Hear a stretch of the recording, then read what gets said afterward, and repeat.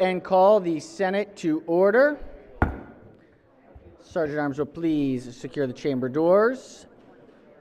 Members, please take your seats.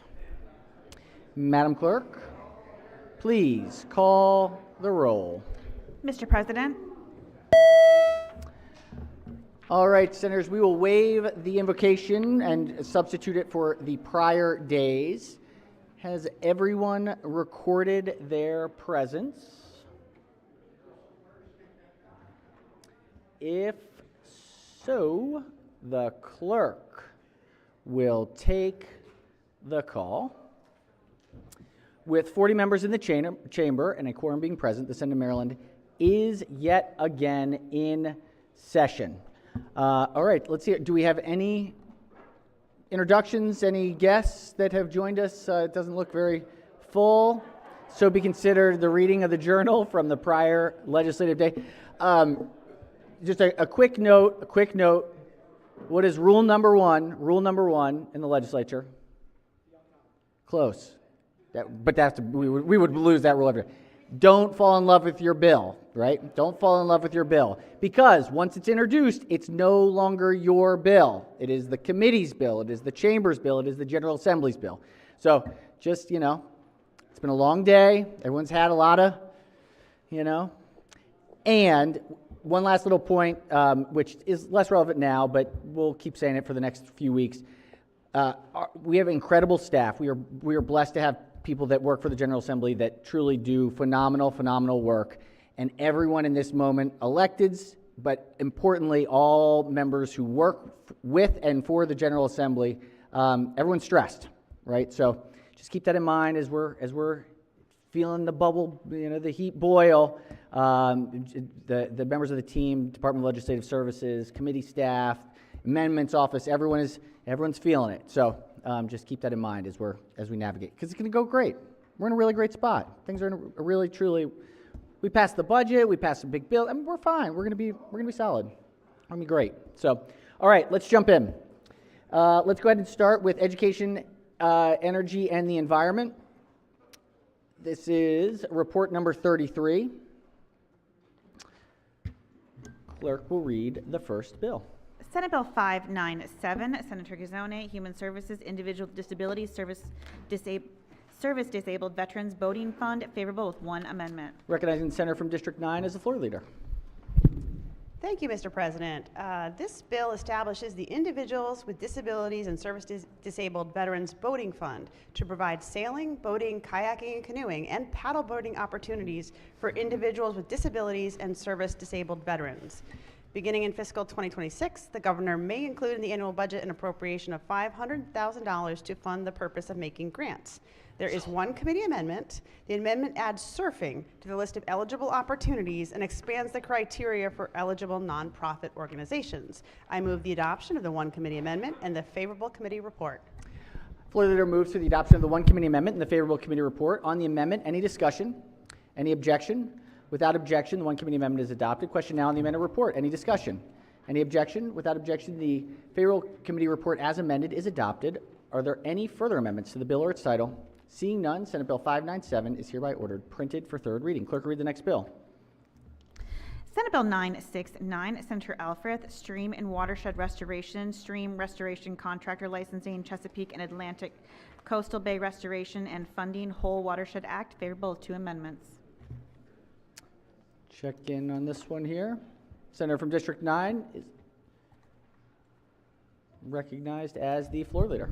Thank you, Mr. President. This bill establishes the Whole Water Restoration Partnership to accelerate the restoration of the Chesapeake Bay and Atlantic coastal bays and watersheds. Could you hold on one second? I'm stuck.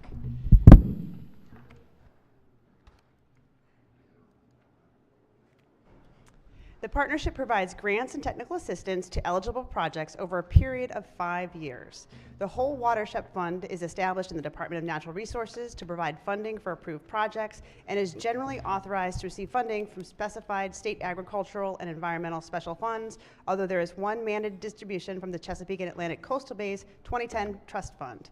The bill also establishes the Stream Restoration Contractors Licensing Board in the Maryland Department of the Environment and requires a person to be licensed by the board as a stream restoration contractor or to be employed by an individual or entity that is licensed before the person may perform stream restoration contractor services.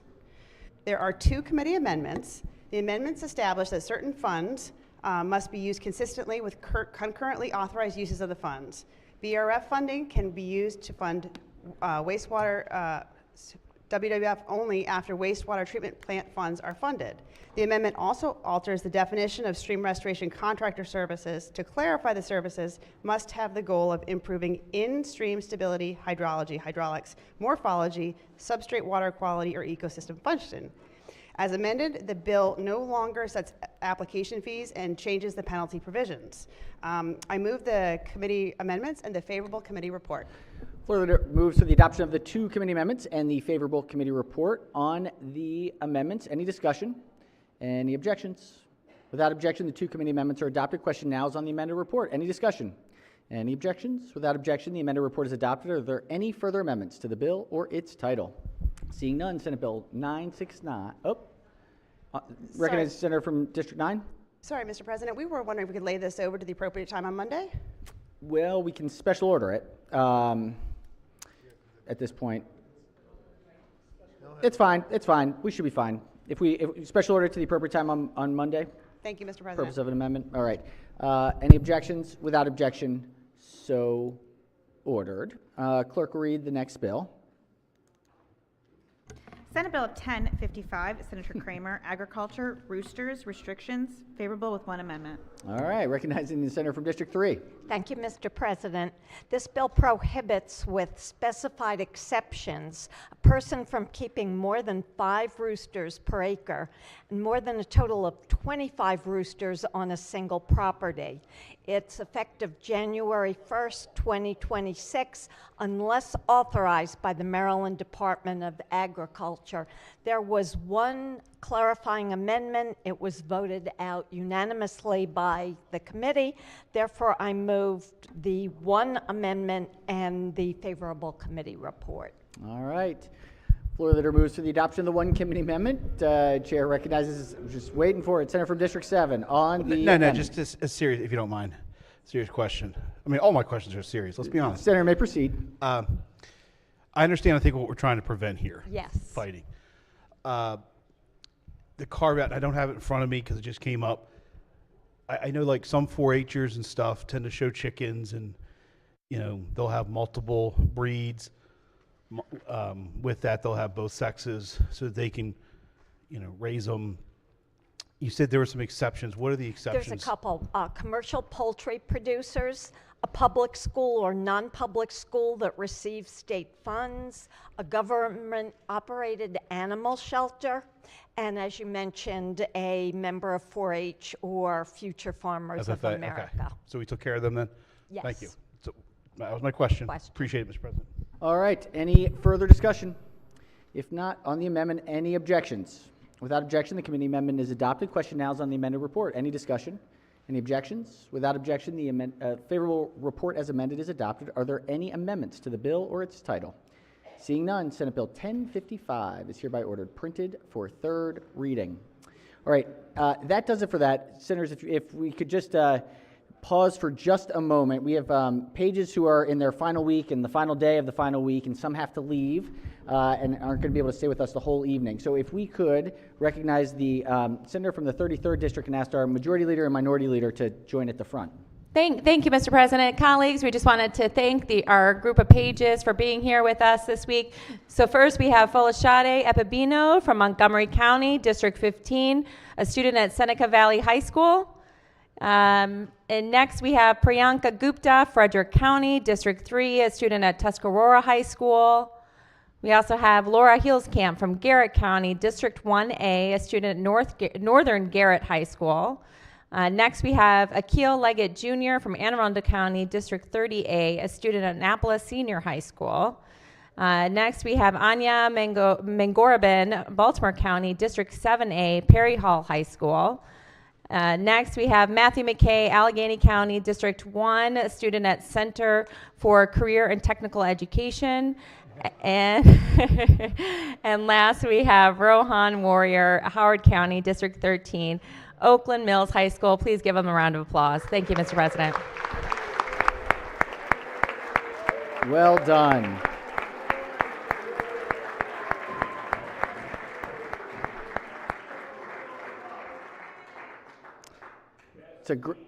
We had a great group. Are we get one quick picture here?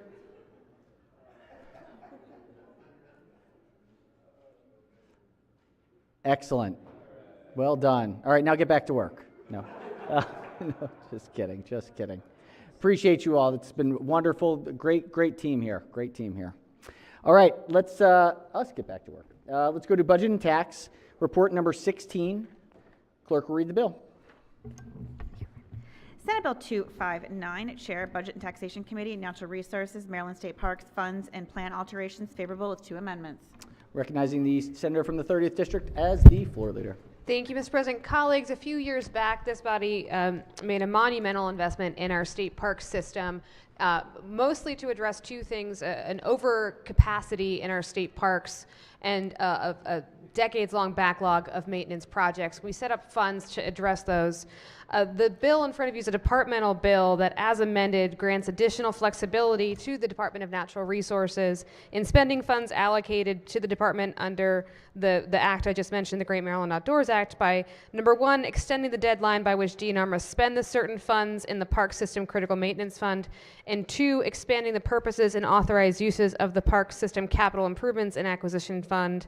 The bill also extends the deadline for DNR to develop and publish a comprehensive long-range strategic plan for the park system by 1 year.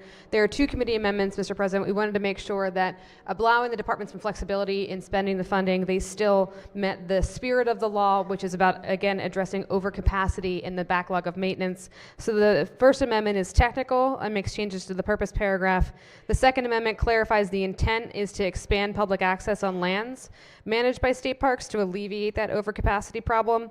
It also authorizes the department to spend up to $400,000 without prior approval of the Department of General Services. Part of the issue of them getting the money out the door is some procurement headaches they've experienced with DGS. So just for the purposes of this fund, we are lifting just slightly the procurement cap so they can get the money out the door and more services and folks in our park system. So with that, Mr. President, I move the 2 committee amendments in the favorable committee report. Floor leader moves to the adoption of the 2 committee amendments in the favorable committee report. On the amendments, any discussion? Any objections? Without objection, the 2 committee amendments are adopted. Question now is on the amended report. Any discussion? Any objections? Without objection, the amended report is adopted. Are there any further amendments to the bill or its title? Seeing none, Senate Bill 259 is hereby ordered printed for 3rd reading. Let's stick with Budget and Tax. This is calendar 17. Clerk will read the bill.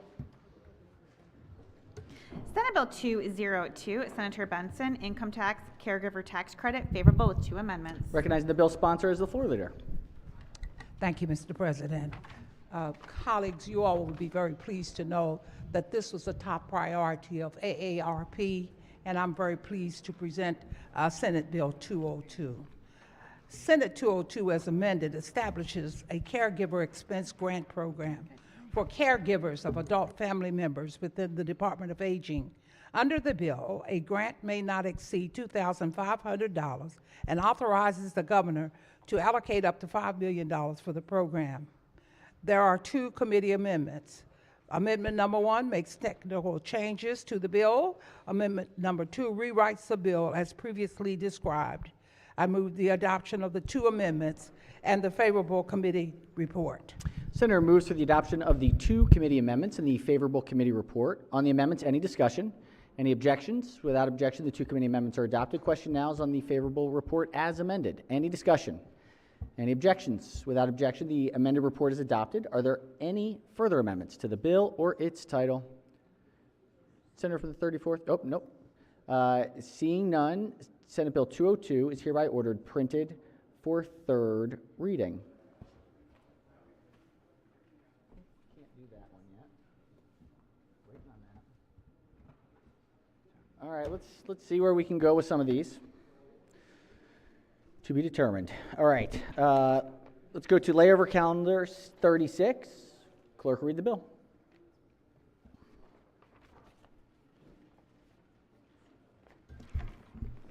Senate Bill 6501, Senator Kagan, Business Regulation, Sale of Motor Fuel, Price Gouging, Gas Price Gouging Act. Question is on the adoption of the two committee amendments and the favorable report. All right, question is on the adoption of the two committee amendments. Chair recognizes the senator from the 7th District as on Thank the... you, Mr. President. I just want to say I appreciate the layover. I talked to the both the sponsor and the chair, and I appreciate the chair working this thing out. As I mentioned earlier, it's been years coming into committee, but I thank you for all your hard work getting it so we could finally move this on. So thank you, Madam Chair. Excellent. All right. Any further discussion on the amendments? Without objection, the amendments are adopted. Question now is on the amended report. Any discussion? Any objections? Without objection, the favorable committee report as amended is adopted. Are there any further amendments to the bill or its title?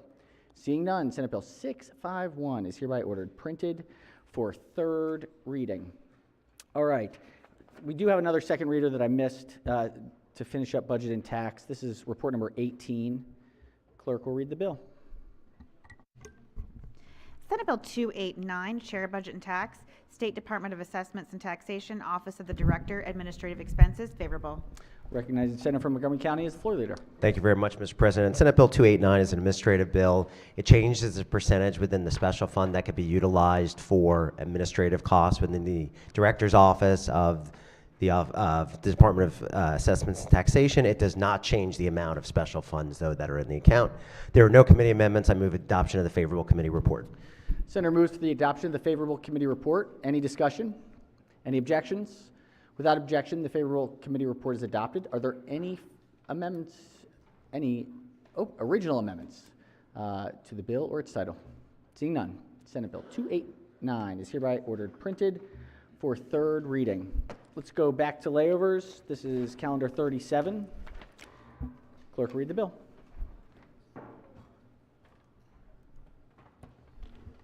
Senate Bill 1102, the President, Education Blueprint for Maryland's Future, alterations. Question is on the adoption of the two committee amendments and the favorable report. All right, question is on the two committee amendments. Any discussion?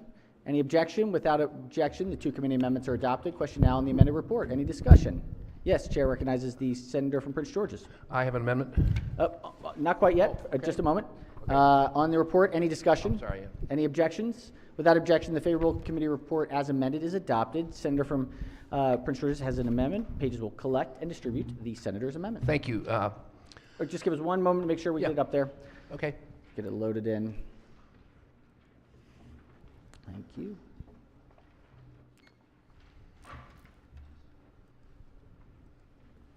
All right, Senator may explain the amendment. Thank you. So budget and tax was second on this bill, and so we had a discussion about it, and I was also the member of B&T who sat in on the Triple E hearing. And there were three issues that a group of us thought could use a little clarification. And so we worked with the AIB and MSDE with the three items in this amendment. The first one deals with the provision that the subcommittee chair described on dual enrollment. And we want to give MSD and AIB flexibility to match our visionary goals with our resources and try to get those in sync.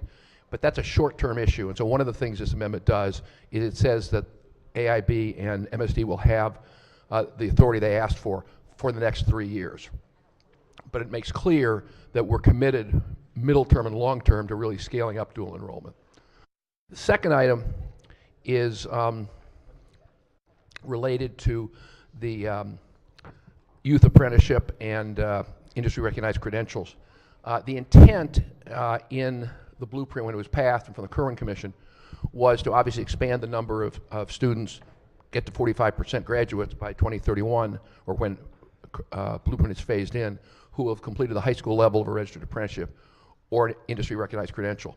This merely adds the word other industry recognized credential because an apprenticeship is by definition an industry recognized credential, and there was confusion that the AIB had to put out a lot of guidance, and this just clarifies it, makes the law consistent with the guidance.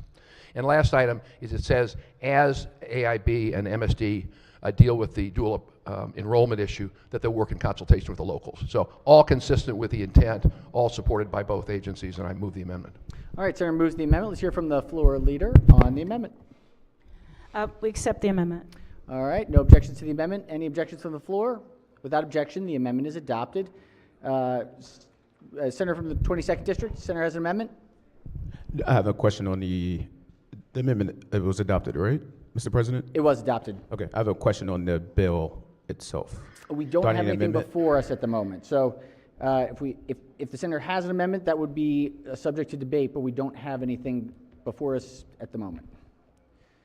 Okay. We may have another one coming, suspect. Okay, thank you. All right, let's see. Senator has an amendment. Pages will collect and distribute the senator's amendment.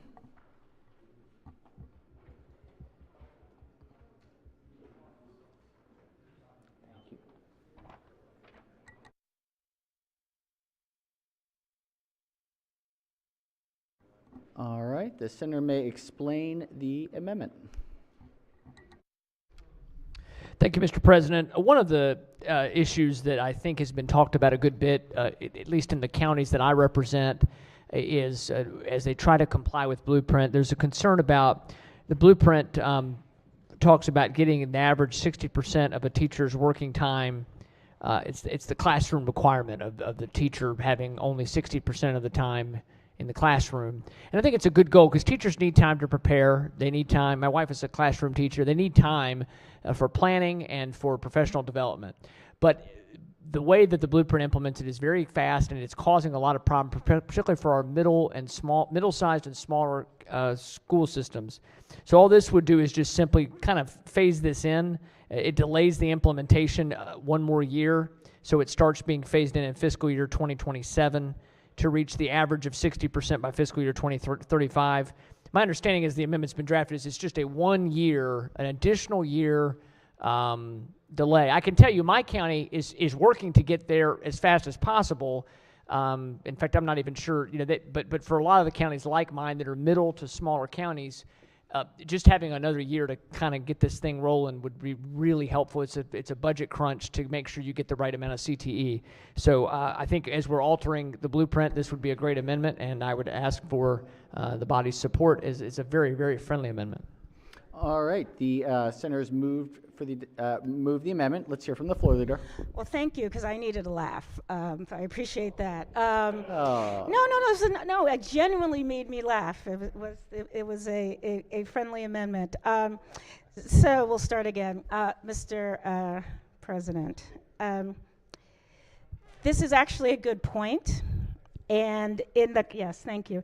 And in this part of the law, there really aren't any dates. So while the 1102 as drafted and with the amendments, it's addressing timelines that are codified. And those are only the timelines that we have changed. There are no timelines associated with this career ladder component of the Blueprint. And everything in this amendment is existing law, except it's actually introducing dates into a part of the code where there were none. So I will ask for the body to reject this amendment in that it's not needed. All right, question is on the amendment. Any senators who have not yet spoken wish to speak? Chair recognizes the senator from the 22nd District. Thank you, Mr. President. I have a question for the floor leader on the bill. Will the floor leader yield? Senator may proceed. Thank you. Good evening. I have a question. There in the bill, there was a piece in there about a cap on classes students can take if they're in dual enrollment. Right. Can you explain that for us? And why Explain what a cap means? No, I'm not asking you to explain what a cap No, means. no, What I'm asking you to do is explain why there's a cap and why is it necessary.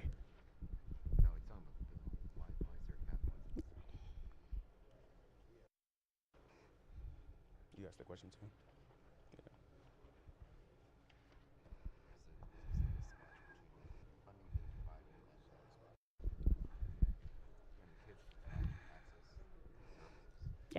Okay, so there seems to be a disconnect between the children that can access, the number of children that can access the services and the funding for those services. Mr. President? Will the Well, I'm happy to yield to the Budget Committee, since this is your amendment.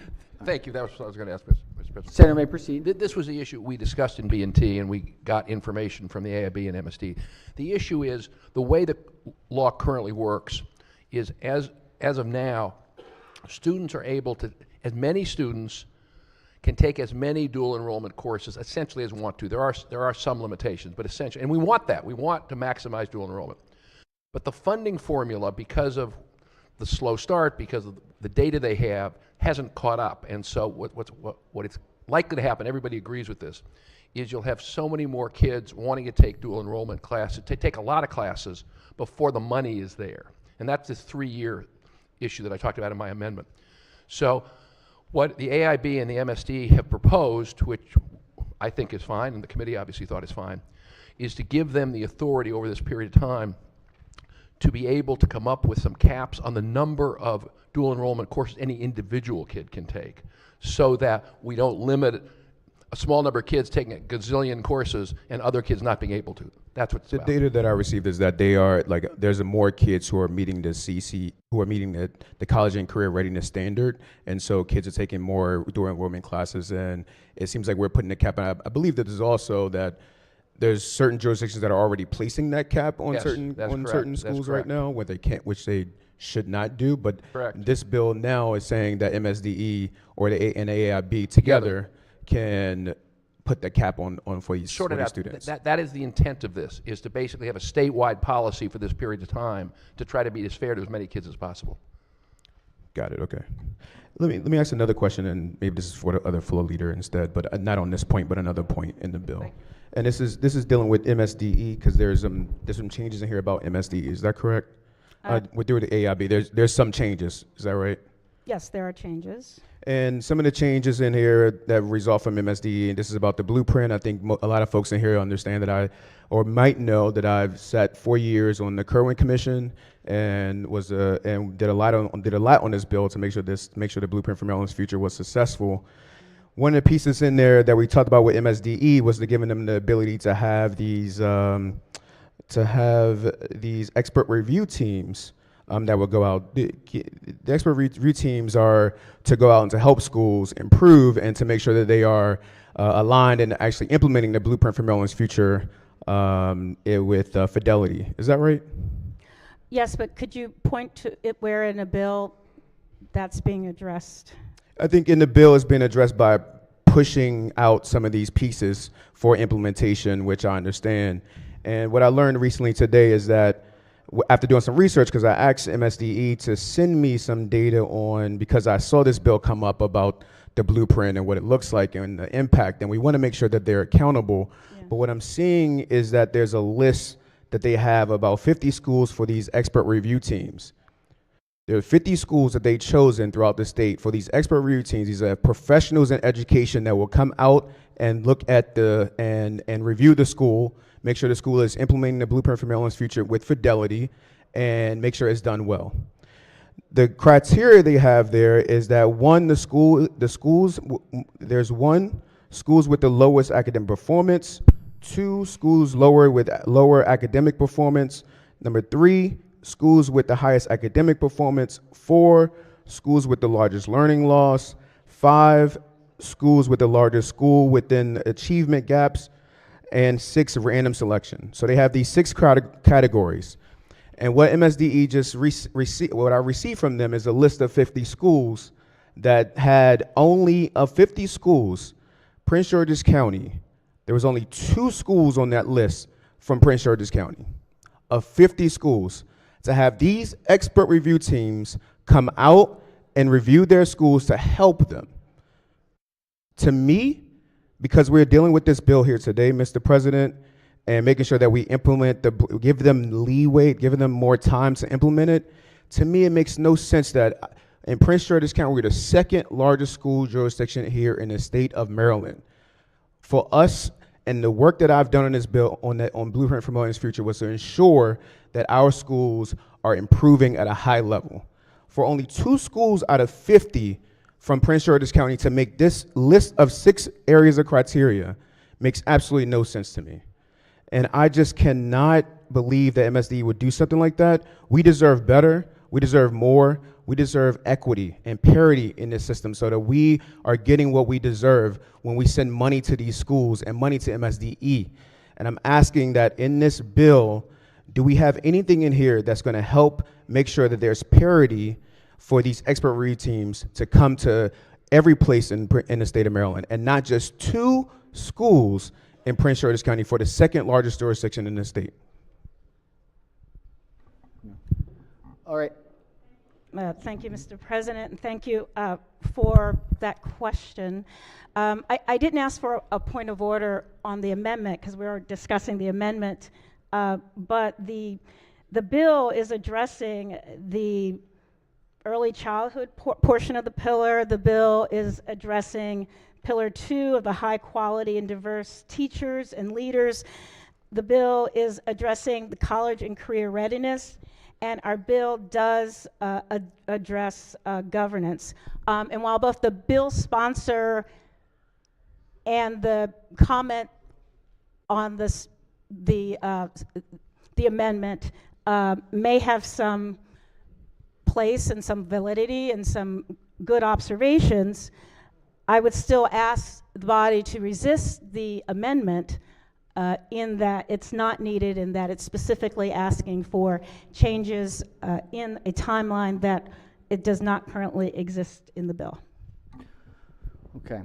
All right. On the amendment, any further discussion? If not, all in favor of the amendment, say aye. Aye. Opposed, nay. No. Noes have it. Are there further amendments to the bill or its title? Seeing none, Senate Bill 1102 is hereby ordered printed for third reading. All right. And Senator, just to the point, it might be worth thinking about some budget language about the conference committee narrative or something along those lines for review teams. All right. On the, let's go to 38, laid over calendar 38. Clerk, read the bill. Senate Bill 902, Senator Lewis Young, Wildlife Protections and Highway Crossings. Question is on the adoption of 2 committee amendments in the favorable report. All right, question is on the 2 committee amendments. Recognizing the minority leader on the amendments. Thank you very much, Mr. President. If the floor leader could yield questions on the amendments. Senator may proceed. Certainly. Thank you very much. Again, this was discussed a little bit earlier this morning, but in going over it since we last talked about it, it obviously has been dramatically amended, correct? Almost to the point where I guess that's where my questions are leading, is what is still remaining left in the bill? I mean, I did see that the fund could still be created. Is that correct? The fund can still be created, but by moving this bill, we have the authority to apply for federal funds. It also gives us the authority to set up a fund that could further fund this. And also, we can start collecting data on where the accidents are most prevalent. Right, and I did see that, and I think that's what I would think is the good part of the bill that requires DNR to do a number of studies. Correct. But they all say that they are subject to the availability of funding. And I did not see a letter from DNR in support of this. So my question is, are they going to be able to do any of this unless we do specifically allocate funding to them? They can do some of it. They can do, minor adjustments, retrofitting. They can do what I would call identify hotspots. But one of the reasons that we say availability of funding is because we don't know what the total amount would be. We know what the total pot is at the federal level. We don't know what our allocation would be. We also have a number of other potential sources. What the amendments do is establish a website on DNR, and it gives MVA the option of putting a donation site on the renewal. So once we quantify the amount of the budget, we know how far we can go with this. I think you'll be seeing an amendment fairly soon as well that could potentially lead to a public-private partnership. Okay, because that's what's interesting. The original fiscal note was almost $50 million a year. Which is And why it's heavily amended. Right. Well, because, I mean, it's a big bill when you start talking about the infrastructure needed for these highway crossings.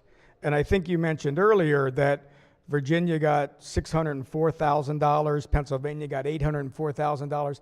I mean, frankly, that's not enough to do the design, engineering, and construction for even one of these crossings. So my concern is, well, first of all, is that federal funding, would that be available to do some of the studies that DNR wants to do? Because we're not going to raise, I don't think we're going to raise enough money through a contributions tab on the MVA site. So, when you're talking about something that, again, is the type of cost that this is. So I guess my question would be, even if we were able to get federal funding, can that be used for the DNR studies? And if so, does that need to be matched in order to receive it? Well, we actually already have 2 projects in the state. One is in the Tri-County area, and the other one is Anne Arundel County. So already have a head start on some state projects.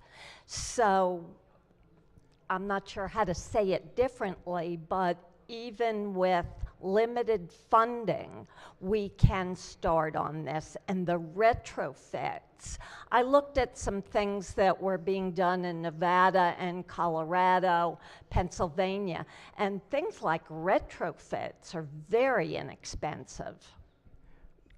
And I understand that, but just, again, there's been a certain number of messages that have gone throughout the session here. I think we've talked about public safety. I think we've talked about the budget, and we've certainly talked about Transportation Trust Fund. So, one of these, the concern is when we have all these transportation needs, are we now all of a sudden going to be finding ways to divert money either from there, because I don't know how those 2 projects were funded, and I also don't know the extent of how big they are. Are they crossing 4-lane highways? Are they crossing a small street somewhere? Those types of things would, I think, begin to quantify what types of projects can be done with very limited sources as opposed to what would need to be done, or what $50 million would cover. Well, certainly we would look at the data as to where the most problematic areas are. But based on the conversation we had this morning, we did some further research and found out that we're actually underestimating the number of accidents in the state. I gave you a number of 33,000. That number is only the number reported by State Farm. There are 100 other insurance companies, and it doesn't include those individuals that don't report their accidents because, it doesn't meet their deductible, so they just take care of it by themselves. So if I gave you a number this morning of over 30, I think it was 33,000, I'll bet that number is significantly higher, which and I mention this because I think it improves our case to get federal funding. I mentioned that we have 2 counties that are top 10 in the nation for these kind of accidents. I think we can make a good case to get some significant funding. Yeah.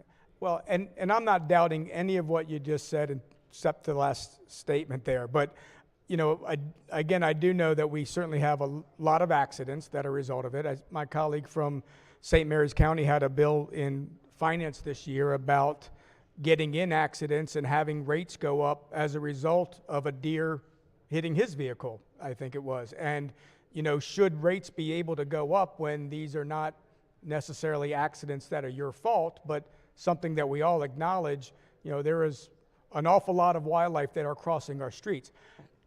and to the extent that we study that and find out maybe where some of the biggest areas are, might be helpful. But to think that we're going to, create a number of these crossings that are going to eliminate or alleviate the problem, or even, make a dent in the problem without having a real dedicated funding source to this, I just don't see anything in the bill other than getting the studies that are really necessary at this point. Well, the studies are definitely a start. We don't need to have fancy bridges over highways to make some progress. There are retrofits that are possible for less money. Okay. Well, I appreciate all of your responses. Thank you. Wish this project the best of luck, I guess, Mr. Thank you. President, but I do appreciate and thank you for the opportunity to ask the questions. All right, question remains on the two committee amendments. Chair recognizes the Senator from District 4. Thank you, Mr. President. Could I ask the floor leader a couple questions, Will the please? floor leader yield? Senator may proceed. Certainly. Thank you, Senator. I just wanted to understand a little bit more, like these highway wildlife crossings. What do they look like? Are they like crosswalks with buttons to go across safely? No.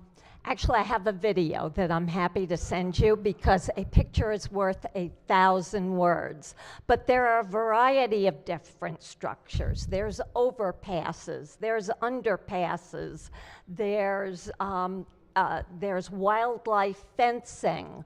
There was one example of just moving rocks to make a pathway.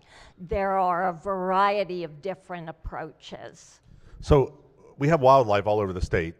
A large majority of these collisions, or accidents as you'll call them, occur in rural areas. So has any consideration been given to the additional, during times of increased hunting, to thin some of these issues out? I'm not sure how increased hunting would affect the priorities. The priorities would be determined by where the most accidents are happening. So instead of just leaving this as a study, because there's a lot of money, and what you're talking about causes, you're trying to funnel wildlife in certain areas. There's a lot of money, and we don't even have money to do improvements that we need done right now across the state on our roads. So I think that just doing this as a study would be more than enough, but thank you. It's a multi-stage process. Thank you for your comments. All right, we are on the committee amendments. Any further discussion on the committee amendments? If not, any objections? Without objection, the two committee amendments are adopted. Question now is on the amended report, recognizing the Senator from the 29th District on the report. I have an amendment. Just a moment. On the report, any further discussion on the amended report? Any objections? Without objection, the amended report is adopted. Senator has an amendment. Pages will collect and distribute the Senator's amendment.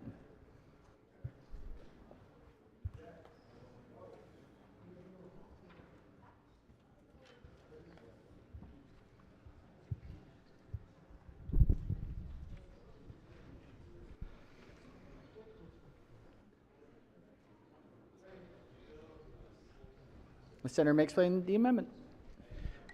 Thank you, Mr. President. I'm introducing an amendment that will assist in documenting the effects of animal collisions on our roadways. Colleagues in Maryland, you have about every 120 times that you drive a vehicle, 1 out of every 120 times you have a chance to run into a deer. That's the average in Maryland. That's an alarming number, but that is what the documents show. This amendment will help us have a complete picture of the impact that our wildlife have on our today's lives. This will not only protect our wildlife, but it will protect our citizens. As you know, in District 28, just at the start of the session, we had an individual who lost their life in a collision with a deer. But this will also help us moving forward to ensure we have all of the information available before we, as a General Assembly, make future decisions with this. I move the amendment. All right, Senator moves the amendment. Let's check with the senator from District 3. Thank you very much, Mr. President.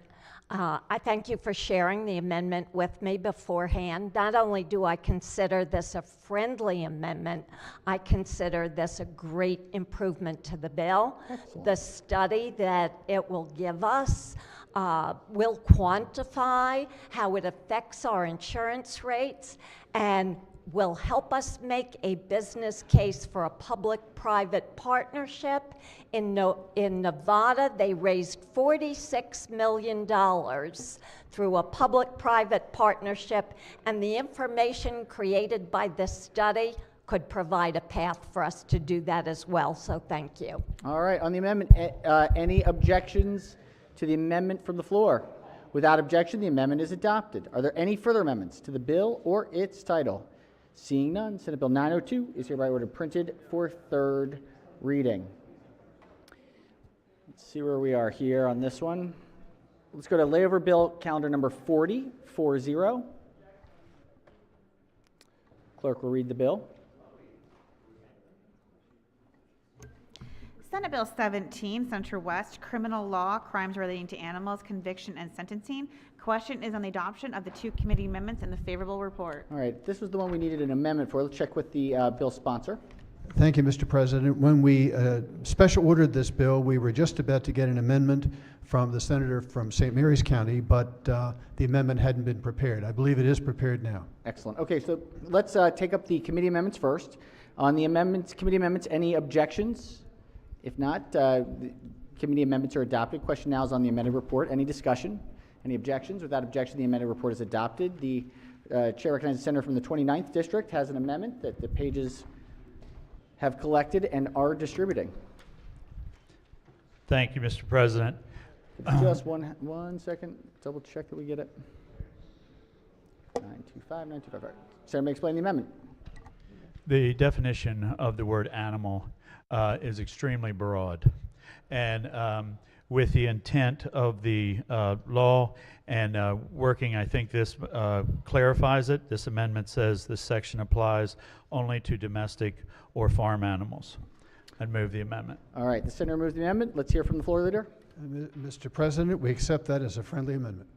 All right, a friendly amendment. We have lots of friendly work happening here. Any objections from the floor? Without objection, the amendment is adopted. Are there any further amendments to the bill or its title? Seeing none, Senate Bill 17 is hereby ordered printed for third reading. All right, let's see here. I think we're ready with these floor reports, but if not, let's see. Do we have the floor reports for Education, Energy, and the Environment, report number 34? We have them? Okay, great. Let's go to that one then. Clerk will read the first bill. Senate Bill 74, Senator Ellis, State Designation, State Fruit, Persimmon, favorable with two amendments. Recognize the senator from the 38th District. Thank you, Mr. President. Senate Bill 74 designates the persimmon as the state fruit. My colleagues, we have 24 state symbols, including a state bird, a fish, 2 from my district, the boat, skipjack, the dessert, Smith Island cake, and even a state spirit, the Maryland rye, but we have no state fruit. Senate Bill 74 designates the persimmon as the state fruit. It is supported by the Maryland Department of Agriculture. They also point out that the wild American persimmon was well known by Native Americans, and there is a domestic market for the American persimmon. So there's one amendment that makes technical changes, and Amendment 2 that designates the American persimmon as the state fruit. I move for adoption of the 2 committee amendments and a favorable committee report. Floor leader moves for the adoption of the 2 committee amendments and the favorable committee report. Chair recognizes the senator from District 7. Thank you, Mr. President. Senators, hold on. It's getting a little bit loud in here, please. Yeah, let's quiet down. Serious questions going on.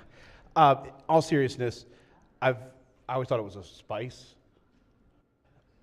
I mean, I'm serious. Persimmon. I've never heard of it. And I'm just curious where it grows. Is it shrub? Is it a tree? It is a unique, sweet, but tangy flavor. The persimmon has many traditional medicinal uses, ranging from treating sore throats and mouths to indigestion. And its dried leaves make a great tea, high in vitamin C. Okay. How about if I could ask the sponsor? Will the floor leader, excuse me, will the sponsor yield to a question? Yeah, I'm just Senator curious. Proceed. You know, you think of an apple, it's an apple tree, grapes, they grow on a vine. I'm just curious of what type of fruit this is and how it grows. Well, that's a great question, Senator. Thank The only you for questions that. I ask are great Senator. ones. And so the persimmon tree, a tree. I've heard of that. Yes, I have heard It's not of a that. bush. It's not like a blueberry bush, but it's a tree. When they get mature, you can actually climb them to pick the persimmon. And believe it or not, the persimmon is native to Maryland. It's one of 2 native fruits to Maryland. Goes way back when, and it's unique in that the native persimmon is called the American persimmon. Okay. So, hey, how about some patriotism there, right? So right. it's just really tremendous. Okay, and just one last question. Is there a particular region it grows in the state? Another excellent question.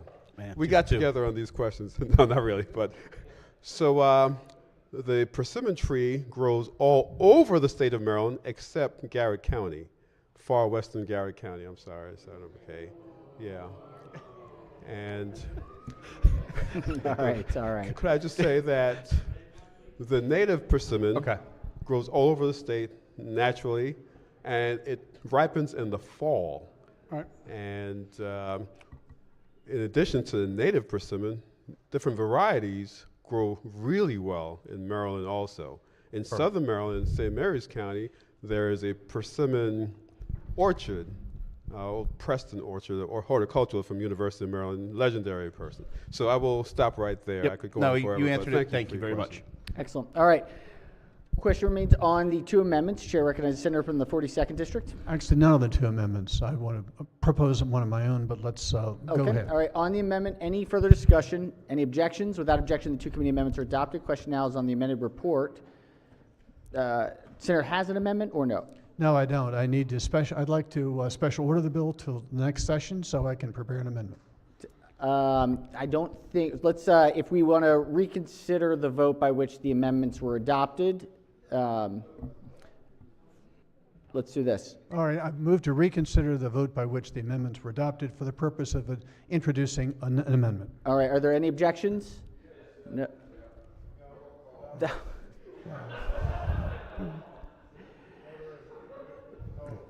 All right, let's try one last time. The chair is in doubt. So the senator has moved to reconsider the votes by which the committee amendments were adopted. Any objections to the motion? Without objection, the motion carries. The senator moved to lay the bill over under the rule? Yes, I do. All right, the bill will be laid over under the rule. Clerk, read the next bill.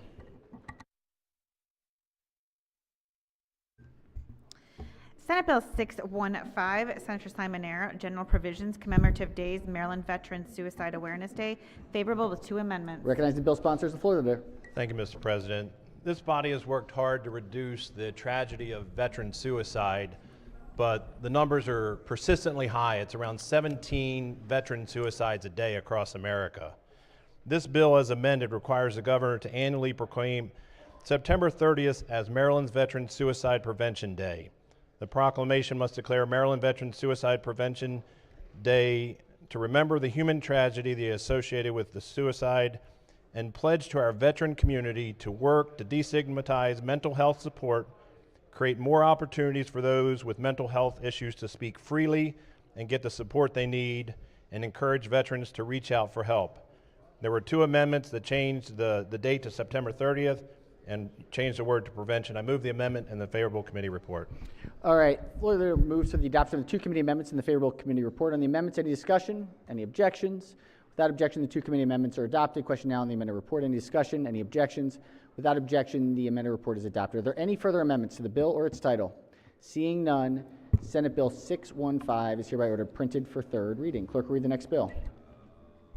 Senate Bill 1042, Senator Guile, Education, Armed Services, Vocational Aptitude Battery, Student Information, favorable.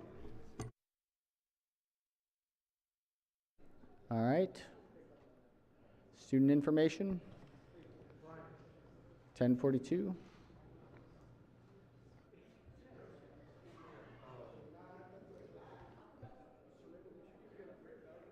Let's see.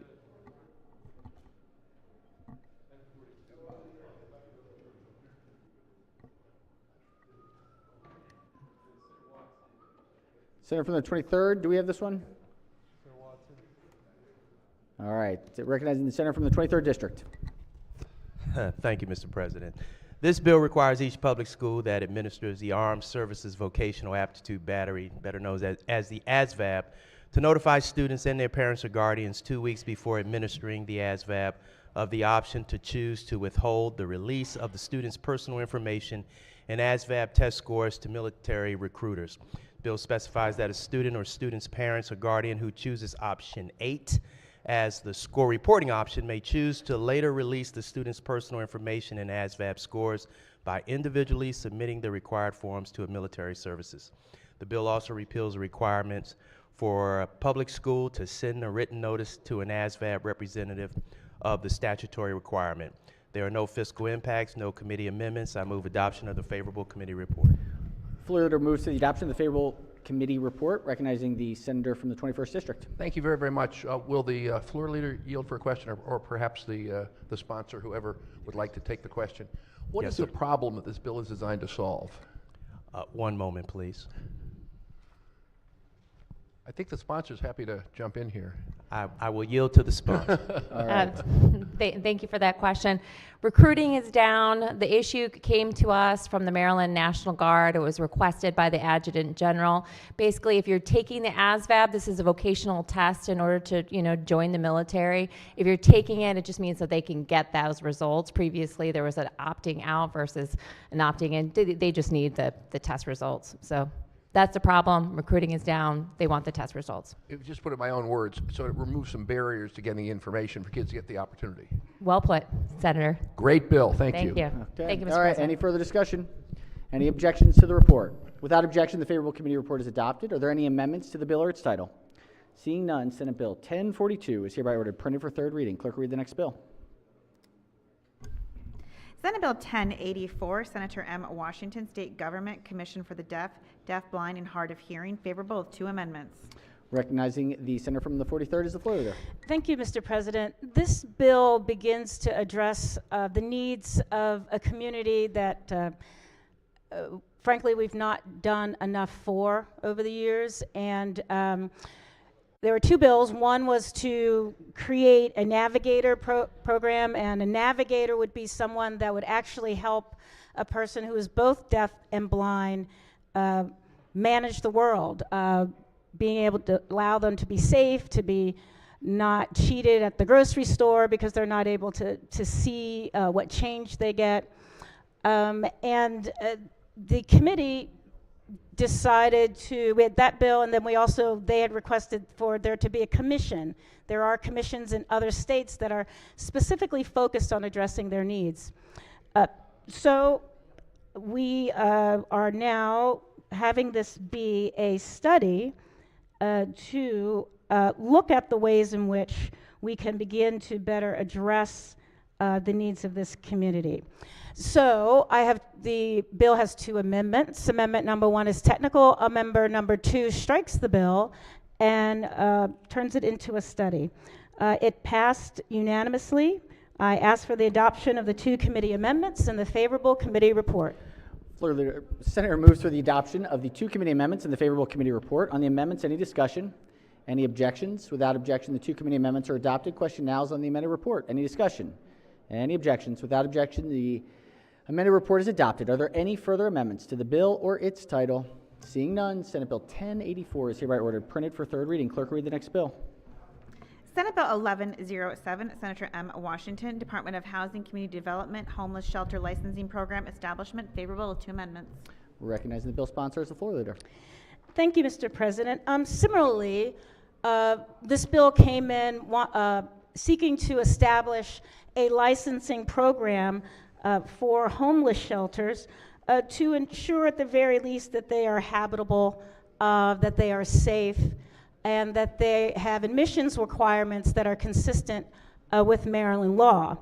The bill, through the amendment process, has decided to convert this as well into a study to study best practices for developing a licensing program to license the facilities that are providing shelter for the most vulnerable around us. The first amendment is technical. The second amendment turns it into a study. I ask for the adoption of the committee amendments and the favorable committee report.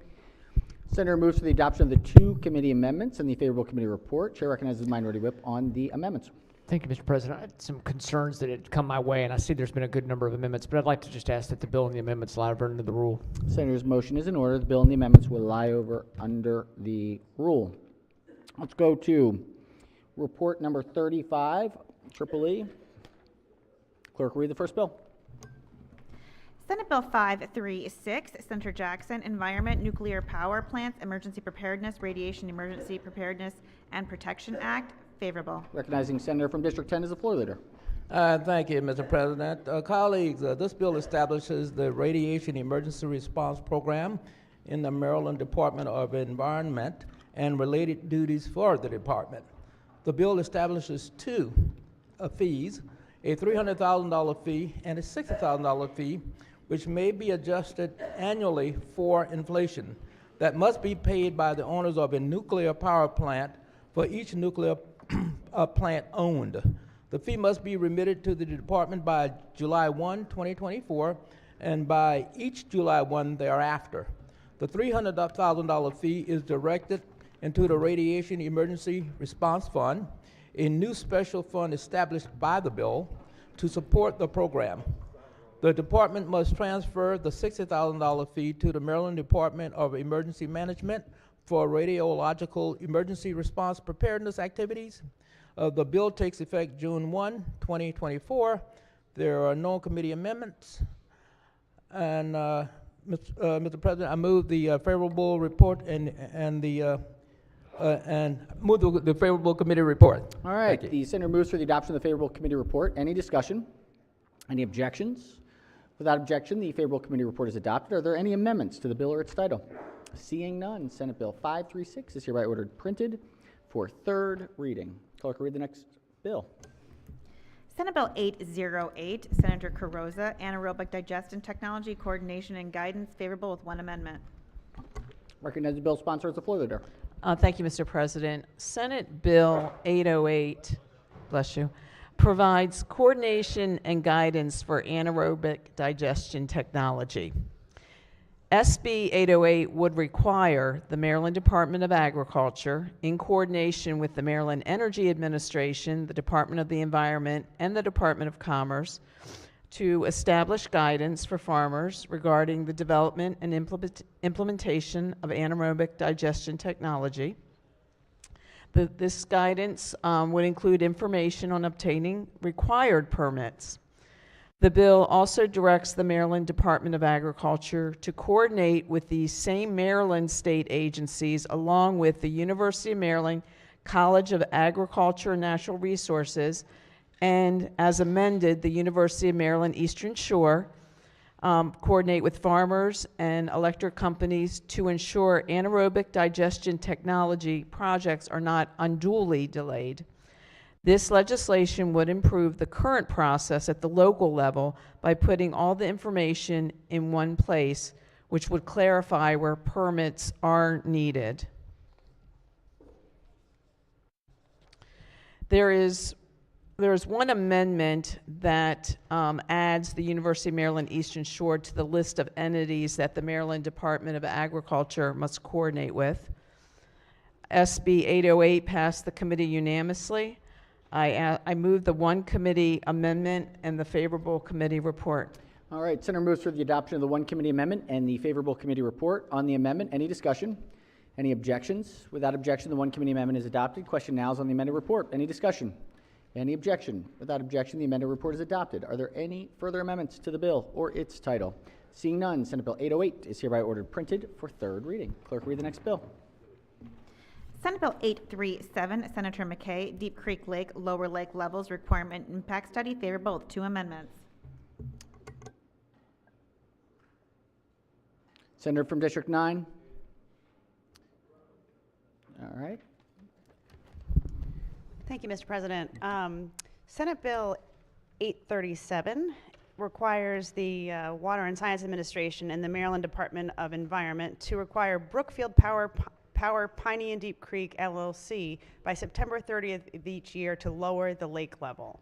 Deep Creek Lake as specified for at least 4 weeks. While the lake level is lower, the Department of Natural Resources must do a study, and they must compile the report of the findings of each study and submit an annual report to the Maryland Department of Environment and the Deep Creek Policy Review Board. The First Amendment offers the level to which the lake must be lowered, and the second Brookfield may begin to lower the lake before October 31st. The Second Amendment requires the study and report to include the impact of lower lake levels on the whitewater industry. I move the favorable committee report and the 2 amendments in the favorable committee report, and note that the bill passed unanimously. Senator moves for the adoption of the 2 committee amendments in the favorable committee report. On the amendments, any discussion? Any objections? Without objection, the 2 committee amendments are adopted. Question now is on the amended report. Any discussion? Any objections? Without objection, the favorable committee report as amended is adopted. Are there any further amendments to the bill or its title? Seeing none, Senate Bill 837 is hereby ordered printed for 3rd reading. Clerk, read the next bill. Senate Bill 1099, Senator Smith, Emergency Services, Automated External Defibrillator and Naloxone Co-Location Initiative, Requirements for Public Buildings, favorable with 2 amendments. Senator from District 9. Thank you, Mr. President. I was actually reading about this bill, and it's a really important bill. In 2021, there were 2,500 opioid-related deaths, and this is a simple, thing that will help to reduce these deaths by placing the Narcan along with the automated defibrillators. People will know where they are, and they'll be able to access them and intervene in the cases of these deaths. There was 2 committee amendments. The First Amendment alters the definition of naloxone, and the Second Amendment requires that the initiative be funded using available funds from the Opioid Restitution Fund. I move the 2 committee amendments and the favorable committee report. All right, Senator moves for the adoption of the 2 committee amendments in the favorable committee report. On the amendments, any discussion? Any objections? Without objection, the 2 committee amendments are adopted. Question now on the amended report. Any discussion? Any objections? Without objection, the amended report is adopted. Are there any further amendments to the bill or its title? Seeing none, Senate Bill 1099 is hereby ordered printed for 3rd reading. All right. All right. No, where's it? There. Nope. Layover calendar 39. Clerk will read the bill. Senate Bill 57, Senator Sidnor, Evidence, Wiretapping, Electronic Surveillance, Fair Housing Testing. Question is on the adoption of the 2 committee amendments in the favorable report. Question is on the 2 committee amendments. Any discussion or objections? Yes, Chair recognizes the Senator from Baltimore County. Thank you very much, Mr. President. Could I ask the sponsor of the bill to answer a couple of questions? Will the sponsor yield to a question? Senator may proceed. Sure. Thank you. Are there exceptions right now to our 2-party wiretapping surveillance law? Yes. Can you walk through with me a little bit about what they are? There are, I believe, 11 different exceptions. Many of them, I think the latest one that we created was under the create for body cameras. I know that's one of the main ones. And honestly, the other 10, I can't recall offhand. But body cameras, that's a law enforcement and a public safety issue. Yes. Okay.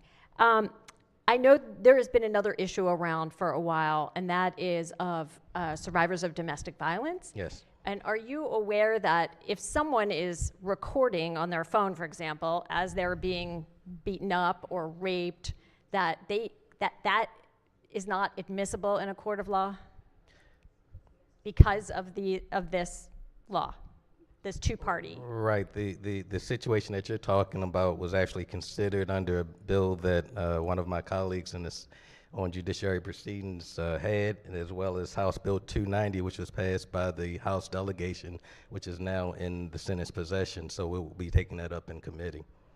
Okay, and it seems to me that is also a matter of public safety, and I guess I question in terms of balance, trying to balance the two, kind of how the committee considered whether to put, and I'm not denigrating the importance of our fair housing laws, because I do think they're really important, but I'm just, could you shed a little light on whether the two issues were considered together? No, because this is a bill that I came in with to deal with fair housing issues. My colleague on JPR, he came in with another bill to deal with the issue that you're talking about, so they're two different bills. Okay, and do we have a vote on that bill? Like I said, it came over from the House Bill 290. Okay, thank you for that. Okay.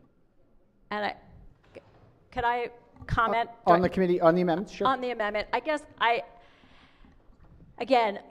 I'm sympathetic to the point of this bill, and I do think it's important that we have mechanisms in place to be able to enforce our fair housing law.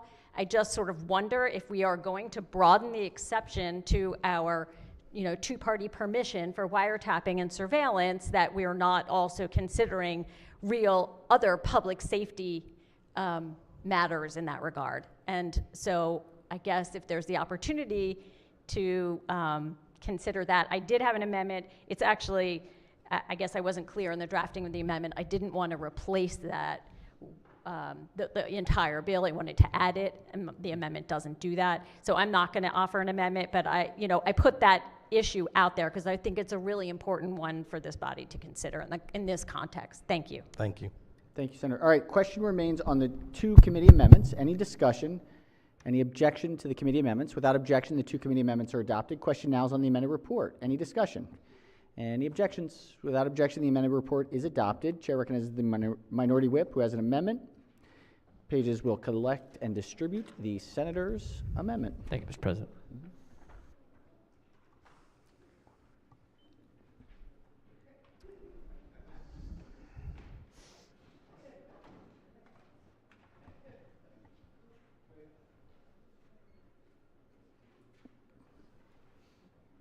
Senator may proceed.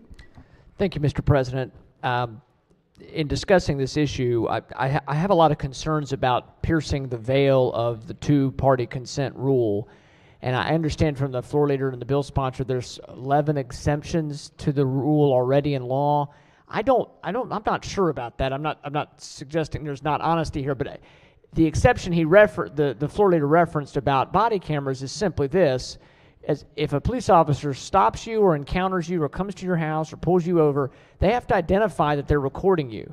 The only exception, yes, there is an exception. The exception is in an emergency situation where perhaps they're in some sort of firefight or they're chasing somebody down that's assaulted somebody, that then they don't have to identify themselves right away that they're recording you. But that's the only exception, which is a lot different than not identifying yourself when you're going into a landowner's property who's showing you, or somebody who works for a property owner who's showing you a property and recording them without their knowledge. And so my concern here, I understand there's a legitimate concern about fair housing, and the sponsor, I know, is something he cares about deeply as well. What I have here is an amendment that would just make this, that you can do it, but it has to be authorized by court order. So that's what my amendment does, is just make sure we get a court order to authorize this. Because if we think there's suspicion of someone that's discriminating in housing, we should definitely get to the bottom of it. There's no place for that. We just need to go to the court and say, this is what we believe is going on, and get a court order. And so I would move my amendment. All right, Senator moves the amendment. Let's hear from the floor leader. Thank you very much. I would ask the body to resist that amendment. And reason being, if you all were to look on your floor computers, and you'll see there's testimony from Fred Frielberg, who for 48 years did this type of work. And on page 3 of 4 of his testimony, what he writes is, rather than follow the law, violators in a variety of ways to conceal work to conceal their discriminatory conduct. The overt discrimination that I routinely saw on tests in the 1970s eventually became more subtle as housing providers cleverly devised techniques to elude detection. As time passed, the characterization of housing discrimination as a slammed door had to be replaced with the image of a revolving door where unsuspecting home seekers were politely escorted in, out of, and away from the desired housing without even knowing that discrimination occurred. To respond to these changes, testing organizations have had to become more sophisticated in how to conduct these undercover investigations. Those of us who have worked in any of the 39 one-party consent states have learned that the more extensive use of recorders to gather evidence in testing investigations often makes it possible to unravel discriminatory schemes and work more easily to document the illegal conduct.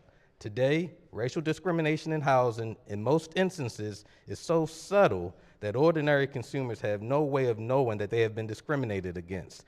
If consumers are unaware that they have been victimized by any act of housing discrimination, they do not file complaints. If no complaints are filed, no enforcement action is taken by government enforcement agencies, and the discrimination simply continues. To require this particular amendment that is being presented in order to do that, to have this interception, to have a court order, in order to get a court order, you have to have some particularized facts, but guess what? If you don't know you've been discriminated against, you don't have the facts. So therefore, I ask the body to resist this. All right. Are there any senators who have not yet spoken who wish to speak? If not, we'll hear from the maker of the amendment. Mr. President, first of all, permission to use the senator's name? Senator may proceed. Would it help if I told you this amendment is being co-sponsored by Senator Bailey, or he's had better luck tonight? I guess not. Let me just say this in response to my friend who really is a very passionate advocate for these kinds of issues, and I get it. I know particularly in the past there have been problems, and I'm sure there's still problems. I know there's still problems today at times, but to say we don't want to go, we're not going to go to court because we don't know it's happened. Therefore, well, if we don't know it's happened, how do we know it's happening? I just think it would be better to have a court order, Mr. President. I would ask for a roll call vote to support this, just to be protection. We need to be very careful about opening up wiretapping and recording without people's knowledge on things that are not emergency type situations. So I would ask for the body's support. All right. Senator has requested a roll call. Any further discussion? If not, clerk will call the roll. Mr. President? Has everyone recorded their vote? Anyone wish to change their vote, explain their vote? If not, the clerk will take the call. With 26 votes in the negative, the senator's amendment fails. The senator has another amendment. Pages will collect and distribute the senator's amendment.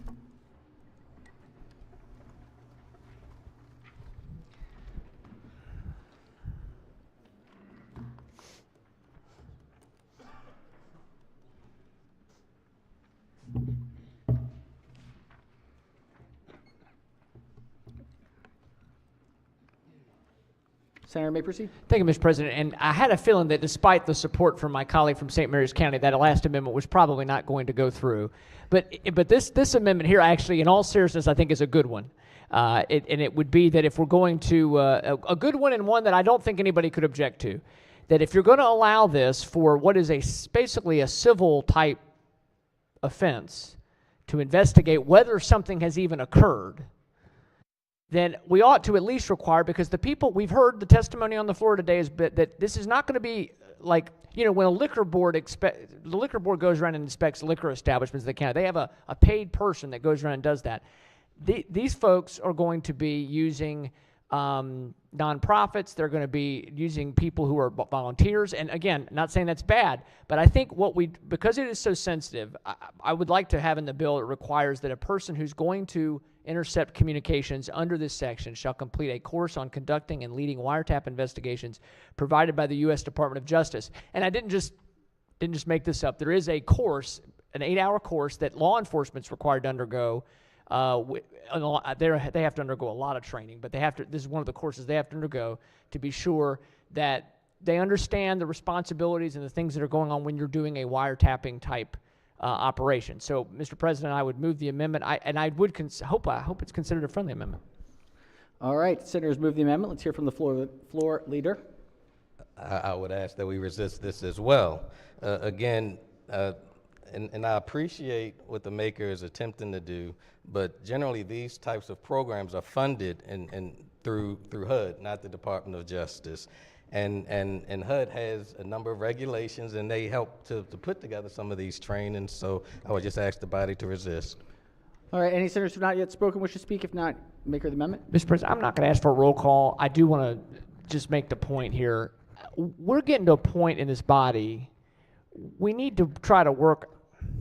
I think it's reasonable to have some kind of training in this bill for people who are not government employees. This is a very sensitive kind of thing. This is not a Republican, this is not a trick amendment, okay? I mean, we really should be, we should have some sort of training that's required if you're going to wiretap. And I used the U.S. Department of Justice because I felt like that would be a relatively unassailable training. So, Mr. President, I'm not going to ask for a roll call. We can do a voice vote, and I have confidence my colleagues will hear what I'm saying and take it into consideration. Thank you. All right. On any further discussion? If not, all in favor of the amendment say aye. Opposed, nay? No. Not quite. Not quite. All right. Any further amendments to the bill or its title? Seeing none, Senate Bill 57 is hereby ordered passed for third reading. All right. Let's go to Special Order Calendar number 5555. Clerk will read the bill.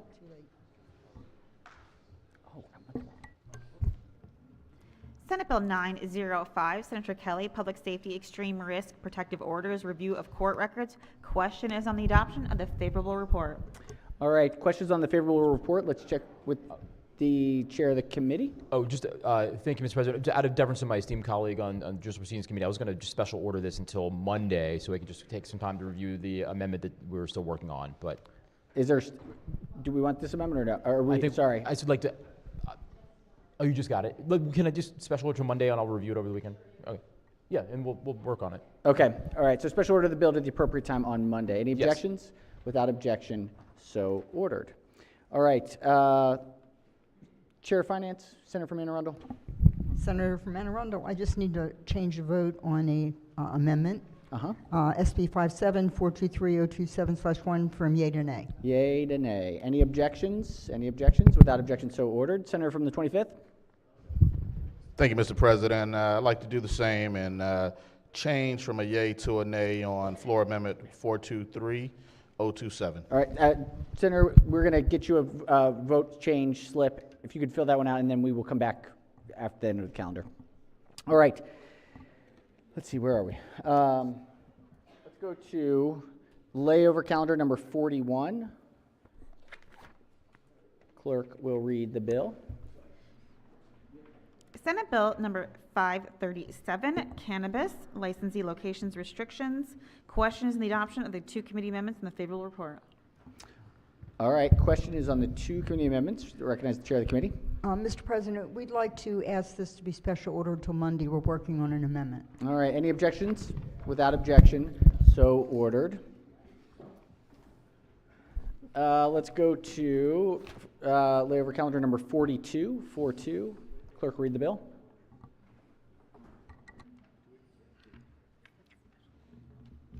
Senate Bill 975, Senator Alfrith, Public Safety Reproductive Health Care Clinic Security Grant Program Establishment Supporting Reproductive Health Care Clinics Act. Question is the adoption of the three committee amendments in the favorable report. All right, the questions on the three amendments, but recognize the chair of the committee. We'd like to special order this until Tuesday. Until Tuesday. All right, any objections? Without objection, so ordered. Oh, no. All right, go to special order calendar number 56. All right. Clerk will read the bill. Senate Bill 784, Senator Alfrith, Comprehensive Community Safety Funding Act. Question is in the adoption of the amendments offered from the floor by Senator Reedy. All right, we had the tree amendment from the minority whip. Question remains on the floor amendment. Recognize the floor leader. Thank you very much, Mr. President. I want to thank the maker of the amendment. The committee considered it. We had staff take a really hard look at it, run some numbers, but because of, and we appreciate the spirit and the intent, but because of the various puts and takes of the various fees referenced in the amendment and the about 5 different puts or takes that would go into the fund, the bill outlines, it just, the math isn't going to work. It's a little overly complicated, but I do thank the sponsor of the amendment for bringing it to the committee and look forward to working on this issue next session. All right, let's hear from the, any senators who have not yet spoken who wish to speak. Let's hear from the minority whip. Thank you, Mr. President. I'm going to press the amendment, and I think it's an important discussion we're having on the floor. And I do appreciate the committee truly looking at the issue. And I think it's better when we tie things more directly to the problem. Just in reminding the body, what we have here in this bill is a near doubling of the sales tax, picking one industry to target. And it's going to have a severe impact on small businesses in our state. It's going to have a severe impact on people who are, particularly in parts of our state where firearm usage, firearms for hunting, for just having them and being it's part of their life. It's part of our life. And people who have grown up with them, that are careful with them, that are law-abiding, that follow the rules, but also every place in Maryland, with the exception of maybe a few places, you're within 30, 40 minutes of any sort of state boundary, in many cases even closer, where you can go and pay a much lower tax on these items. In some states where they're even trying to do some things to incentivize people to come.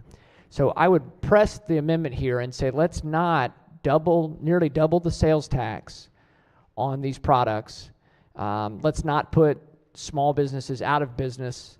Let's instead put the onus on the people who have committed these crimes. If we're going to tie it to gun violence, if we're going to tie the need for there more gunshot folks showing up in places in shock trauma, we ought to tie it to the people who perpetrate crime with guns. And so that's what the amendment does. And I would press the amendment and ask for a roll call, Mr. President. All right, on the amendment, any further discussion? Just urge the body to reject the amendment, Mr. President. On the amendment, clerk will call the roll. Mr. President? Has everyone recorded their vote? Anyone wish to change their vote? Explain their vote? If not, the clerk take the call. With 30 votes in the negative, the senator's amendment fails. Are there any further amendments to the bill or recital? Chair recognizes the senator from the 38th district has a amendment. Pages will collect and distribute the senator's amendment. Thank you, Mr. President. And I did give the bill sponsor a copy of the amendment beforehand. Thank you, Senator. Just give us one moment to load it up.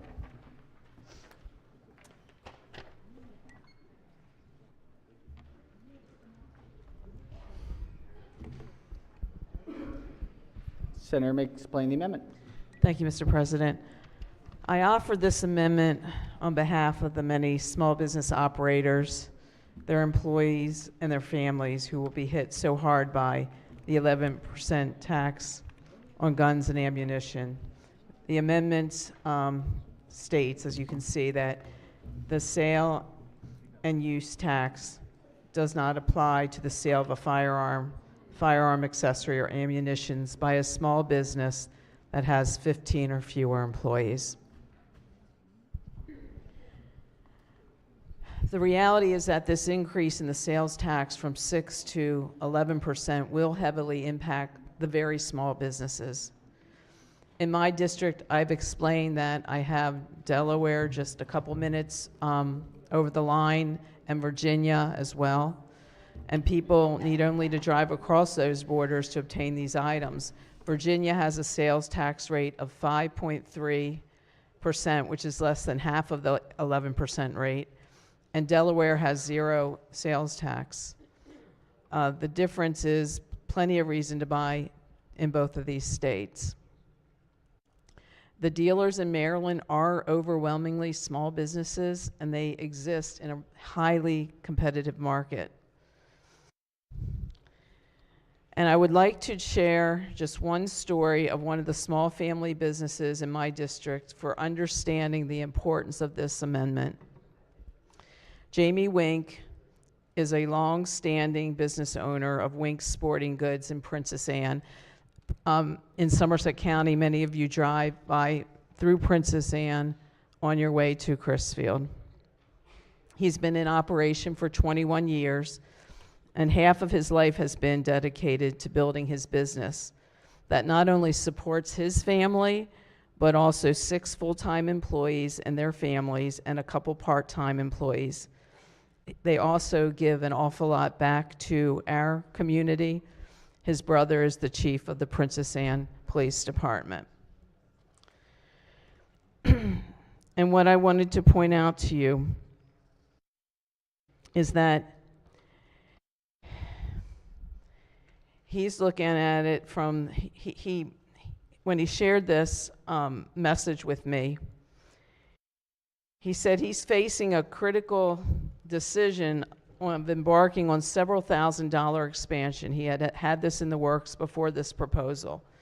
And this development is not merely a growth opportunity, but in his mind, a necessary step for the survival and continued success of his business. He shared with me that, quote, the potential enactment of this tax cast a shadow of uncertainty over my plans, compelling me to reconsider the viability of continuing operations within Maryland. The passage of this 11% sales tax forces business operators like Jamie Wink to seriously contemplate relocation as a viable option to safeguard the future of his family and the livelihood of his employees' families. I thought this was important to share this story with all of you because it represents not just this one small business family operated in Princess Anne in my district, but it represents business operators across the entire state. And I know my colleague from District 37 also was very concerned about the impact of the tax on these small business operators. So for this reason, I'm asking the bill sponsor if she would consider this as a friendly amendment and that we could at least protect our small businesses with 15 employees and under. All right, senators, move the amendment. Let's hear from the floor leader. Thank you, Mr. President, and I want to thank the maker of the amendment for sharing it with me in advance. I'm going to request and urge the body to reject this amendment on 2 accounts. One, while I appreciate the sentiment behind the amendment, what you have in front of you would eliminate the sales tax entirely, and currently folks, even regardless of where they buy guns and ammunition and accessories, are paying the 6% sales tax. So that's the first reason. The second reason is we've scoured the code and can't find another example of any kind of differential in sales and use tax based on size of business. So for those 2 reasons, I urge the body to reject the amendment. All right, on the amendment, Chair recognizes the senator from District 6 on the amendment. Thank you, Mr. President. The small mom and pop shops make our country. As we see in our neighborhoods and our communities, they make the difference. We see businesses, I have businesses in my area, they're bakeries, small stores, small liquor stores, all over our state, all over our country. And the mom and pop shops and the small businesses make our country. And a lot of them are just middle-class people that are just trying to get by. And I see something that's going to happen here, that our small little mom and pop shops that have been here for maybe a few decades, that they will be going to the border states because they're not going to be able to afford this. And I look at them, and we got to have, in some way, shape, or form, some sympathy and find a way where we can work with them. And some of them have this type of service, this type of a store that they're getting by.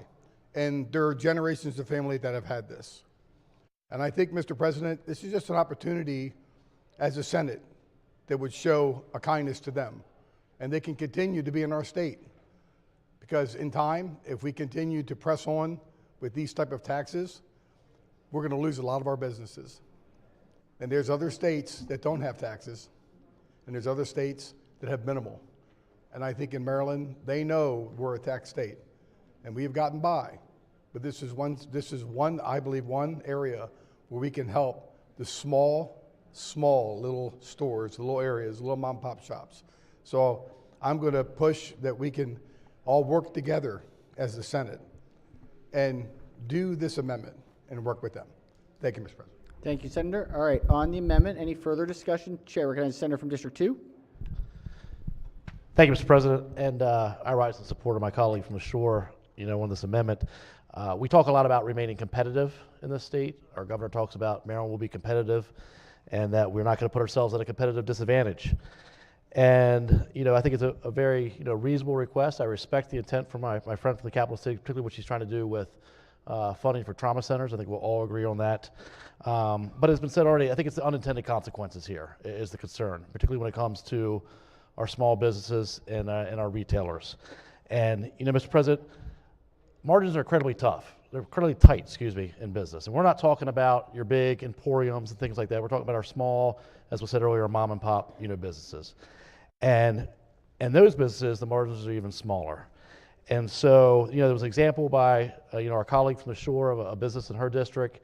And I know in Washington County, I'd say one of our leading mom and pop, gun retailers recently did an expansion, and they moved to West Virginia. And that was before this bill, to be fair, but they did it because of, the things we've been doing here in Annapolis, unfortunately. And those are the unintended consequences that we continue to see here. Where we are, we're 5 miles from West Virginia, a few more miles to Virginia, 5 miles other direction to Pennsylvania. And what will happen here is people will go to those areas to make their purchases. So again, I rise in support of the amendment. I appreciate the conversation, and I press the amendment. Thank you. All right, on the amendment, any further discussion? Chair recognizes the minority leader. Thank you, Mr. President. Just a quick question for the floor leader, please. Will the floor leader yield? Senator may proceed. Thank you very much. During your, I guess, response to the amendment, you stated that it would entirely eliminate the tax. Why was that stated? That's how I read the amendment, Senator, that it would be the sales and use tax does not apply to the sale of a firearm, accessory, ammunition by a small business that is 15 or fewer employees. So the way that I have read it, and I believe council agrees with my interpretation, that it would eliminate the sales tax entirely, not just the increase from 6 to 11, but the current 6% as well. You're saying it does not, I see, okay, that the entire sales tax, the 6% and the additional 5% would be eliminated? Is that what you're saying? That is how I read the amendment, and we're triple checking my math with council. Obviously, yes, that's how they read it as well. I don't think that was the intent, but if that's the way you're reading it, it's certainly understood. And again, sometimes it's the difficulty of getting amendments drafted. I think that the sponsor of the amendment, though, was very, at least very specific, more so of where the sales tax is applied and what type of businesses. And that's what's very concerning to many of us over here that live in more rural areas, that live in areas that have adjoining and states that have limited sales tax, that this, almost 50, this increase of the sales tax by, 5 cents is going to, dramatically hurt these businesses. And really to the extent that I know that the senator from the Lower Shore mentioned an expansion. I have an outdoor store that is expanding as well too. And when they're this close to states with zero sales tax, we're going to lose these businesses. And I think it's important, and I think she brought an amendment up that was really trying to go into, could we look at a way that, if it's a larger retail store that sells these types of products, that's one thing. But if it's going to very specifically hurt these smaller businesses, we have to do something other than what we're doing right now. So I would press the amendment, Mr. President. I think that That was maybe not exactly the intent, but I think that we could figure out that that was what the intent really was and how we're trying to proceed with that. Thank you, Mr. Minority Leader, and I do understand the intent of the amendment drafter, but the way it is written technically would eliminate all of it. And also importantly, there's no other example we could find in the quick search we did of the code that we have any way differentiated sales and use tax based on the size of the business.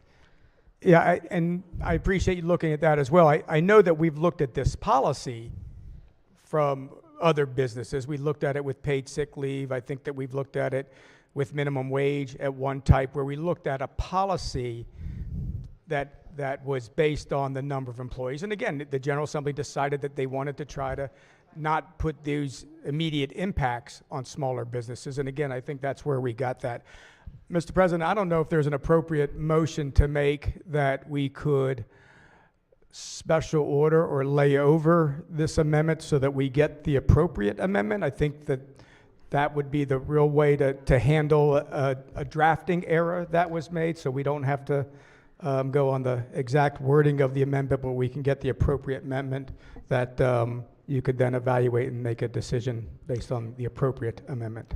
Senator, certainly willing to make the motion in special order, have a sense of where it may land, but we can check with the floor leader if that's... I'd urge the body to resist that special order based on this. I appreciate the drafter's intent, but secondly, we don't differentiate between business size when it comes to sales and use tax. So on that alone, Mr. President, I urge the body to resist that special order. All right. Let's go. Let's see. I think there's another question before we get there. If we check with the senator from the 35th district. Thank you, Mr. President. My question was going to be if it was drafted to that 6%, since you're saying it was taken down to 0, but I think you already answered that. But there's been extensive debate, and I don't know if any of our colleagues have asked yet for if we could have a roll call once we do vote on this. And honestly, with it going down to 0, I'm still in favor of that because, look, Delaware's at 0, right? And we're trying to, for two reasons. We're trying to encourage people to use our small businesses. That's an important thing, right? The more they come in, maybe they'll buy other products while they're there that they are paying sales tax on. If they're coming to get 0 on these particular items, maybe they'll buy a bag of chips or something else where they are paying it. So that's one good positive. Get them in there. And also with the 15 for the small, 15 or under, I think that's reasonable. You say there's some issues trying to get that worked out, but we work out other things. So for that fact, I'd like to press for a favorable vote on that amendment. All right. Question remains on the amendment. Is that unless the wanted to be on the motion? Let's just clarify parliamentary amendment. procedure. Just double check on the with the minority. Did the minority leader want to move to special order the bill to Monday? Is that what the motion was?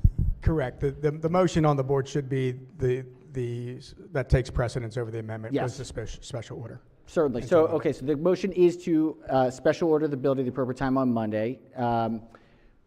We've heard on the motion from the floor leader. Let's go to the senator from the 38th district on the motion.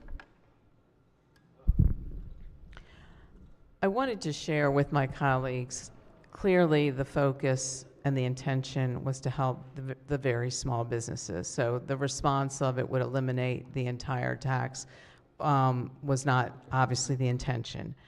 Number two, I also thought it would be important to share with my colleagues before we take this vote how the small business families are thinking, because he came back and he said, why can't we consider alternative approaches that target the actual source of gun violence without unfairly penalizing the law-abiding citizens and their businesses? And he goes further and says that we can work together on balanced solutions where we don't have these businesses seriously considering, in some cases, have already moved out of state, but who will move out of state. Princess Anne, as far as it's real easy to cross over into either Virginia or Delaware. It's minutes away both ways. So he is facing something serious. And if we're having this discussion tonight, But this is something I believe that we have to continue to work through when we think about these policies. So whether it's paying for the blueprint in the future and what the costs might be and the consequences on some of our small business operators and their families.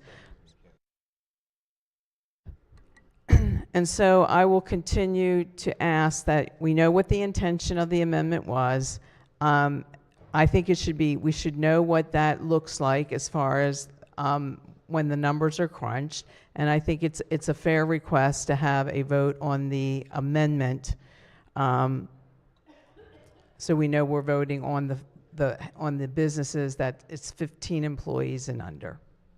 All right, on the motion of special order, any further discussion? If not, the clerk will call the roll. Mr. President? Has everyone recorded their vote? Anyone wish to change their vote? Explain their vote. If not, the clerk will take the call. You got to sit in the seat to vote. Let's go. Let's go. Clerk will take the call. Thank you. With 27 votes in the negative, the motion fails. We remain on the amendment. Any further discussion on the amendment? If not, all in favor of the amendment, say aye. Oh, I'm sorry, there was a request for a roll call. Yes. Clerk will call the roll. Mr. President? Has everyone recorded their vote? Anyone wish to change their vote? Explain their vote. If not, the clerk will take the call. With 25 votes in the negative, the senator's amendment fails. Are there any further amendments to the bill or its title? Seeing none, Senate Bill 784 is hereby ordered printed for third reading. All right. Layover Bill 43. Clerk will read the bill. Senate Bill 1056, Senator Kramer, Cigarettes, Other Tobacco Products, and Electronic Smoking Devices Revisions, Tobacco Retail Modernization Act of 2024. Question is the adoption of the three committee amendments. All right. Question is on the adoption of the three committee amendments. Chair recognizes the minority leader on the amendments. Thank you very much, Mr. President. There have been some new developments on this bill. We just heard it this morning, and the industry was under the impression that any retail store could obtain this additional SDT, electronic smoking device license, and continue current sales. But I had specifically asked committee counsel, and it was confirmed that all sales would have to go through vape stores and not be able to be in convenience in other retail stores. And I'm just asking with that new development to make sure that all those that have been involved in the hearing, because there's been a number of amendments that were put on here and trying to get the bill to a place where many of us do believe that we should find a way to, control smoking for underage individuals, and a lot of that is done through the vaping products. But just if we could special order this on Monday, till Monday, so that the industry has a time to consider what has developed since this morning. All right, questions on the special order? Let's hear from the floor leader. Yes, thank you, Mr. President. Colleagues, I am totally aware of a sudden and new development. The bill has been out for weeks. The bill had a public hearing in which 27 people spoke in favor of the bill, and just one, opposed the bill. There is nothing that came to light earlier today that was not revealed during the testimony, and there was a lot of it at the bill hearing, and that has occurred over the last 2 weeks. So, Mr. President, I am concerned at the prospect of slowing down this very important bill that absolutely will make a big difference in our protecting the health of our children and doing our very best to address the vaping epidemic that is affecting our middle school children, our high school children, and doing our best to keep tobacco out of the hands of our children. Mr. President, there was no amendment to the bill that affected this aspect of the bill that's been out for weeks. So I'm very concerned at the prospect of slowing down and delaying this bill based on what I believe is an erroneous belief that there was some kind of a misunderstanding. All right. So the senator resists the motion of special order. Yes, I would resist that motion, sir. All right. Are there any senators who have not yet spoken who wish to speak? If not, Senator from District 4. Mr. President, if I could just ask the floor leader a quick question. On the motion to special order? No, sir. Okay. All right. It's all right. The questions on the motion, the maker of the motion? Yeah, thank you, Mr. President. And again, I do recognize what my colleague has said, but I think part of this was, again, the understanding that these convenience stores could obtain this license. And what we're finding out now is that they can't. So I don't think that it was something that was brought up in the bill hearings, because the way that the bills appeared to have been written, and obviously, you know, they have people that are looking at the language as well too, thought that this was able to, you know, obtain this license and they would be able to remain in business. Mr. President, I'd also like to say, I mean, we've done a number of things with convenience stores right now that, you know, are really starting to hurt these businesses. And a lot of times these aren't just the big Wawas and Royal Farms, but they are, again, they're mom and pop stores that are out there. You know, we just reduced the amount of compensation and commission that they get on lottery tickets. You know, we've made that more difficult for them as well too. So again, I just think before we go forward with this bill that, again, there are many good parts to this bill. I just don't want I don't want it to be in a position that we've glazed over this when, again, this industry that has been before us on many bills in front of finance, and we've been able to work together with many different stakeholders within this process to just, you know, again, when this comes up, and it's not a delay tactic, we have all kinds of time on Monday, but I do think that it is worthwhile to at least hold it over for one more day and allow more conversation to occur with respect to this particular issue. Again, it's a 24-page bill. There are lots of parts to it.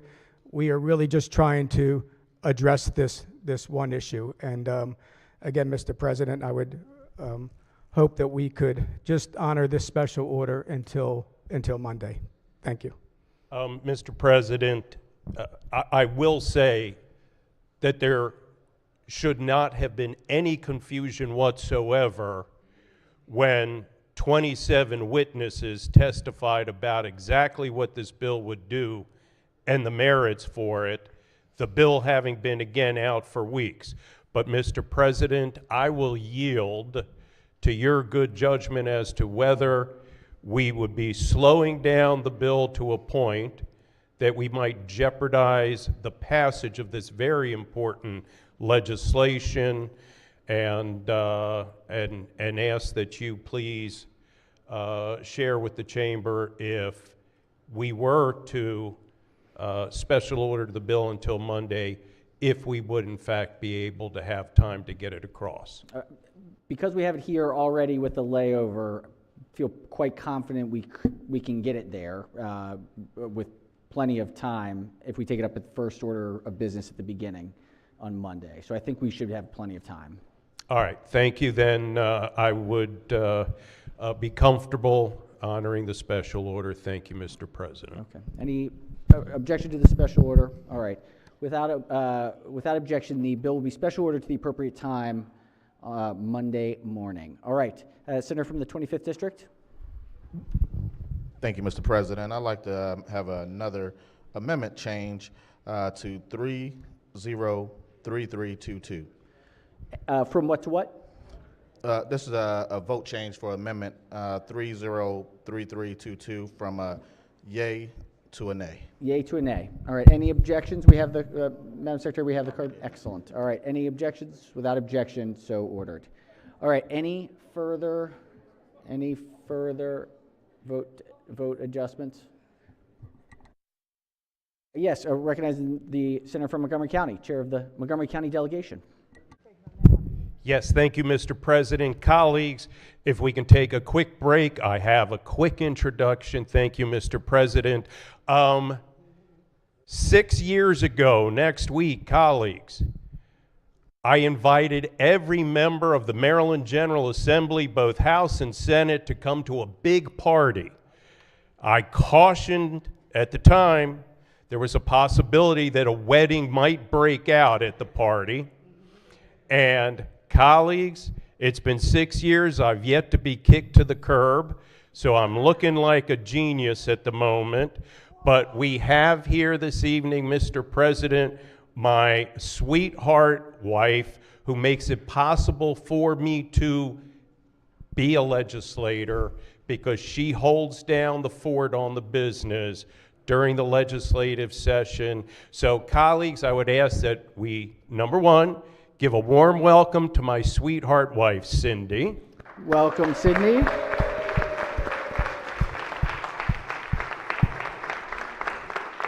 And Senator, just during session, she holds a... I'm sorry. Not just during session she holds down the business? Or? Yeah, she does it 24/7, 365, Mr. President. But, Mr. President, like any good coach, you have to have an incredible backup quarterback in case the starter goes down. So in the event Cindy were to go down with an injury, I have an incredible backup who's here tonight. Colleagues, Michelle Crawford spent 30 years of public service in the Howard County Police Department and just retired recently. She is Cindy's BFF and one of the sweetest human beings anyone could ever know. So please give a warm welcome to Michelle Crawford.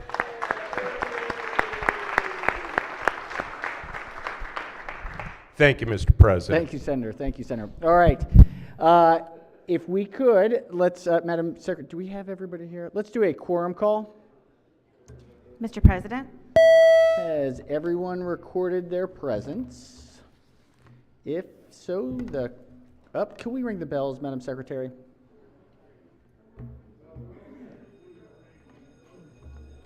All right. The clerk will take the call. With 45 members in the chamber and a quorum being present, the Senate of Maryland remains in session. We have third reading calendar number 61. Clerk will read the first bill. Senate Bill 71, Senator Carter, Correctional Services, Pregnancy and Postpartum Support, Prevention of Forced Infant Separation Act. Senate Bill 71 is on third reading for final passage. Any discussion? If not, clerk will call the roll. Mr. President? Has everyone recorded their vote? Anyone wish to change their vote? Explain their vote? If not, the clerk will take the call. With 42 votes in the affirmative, Senate Bill 71 having received a constitutional majority is declared passed. Clerk, read the next bill.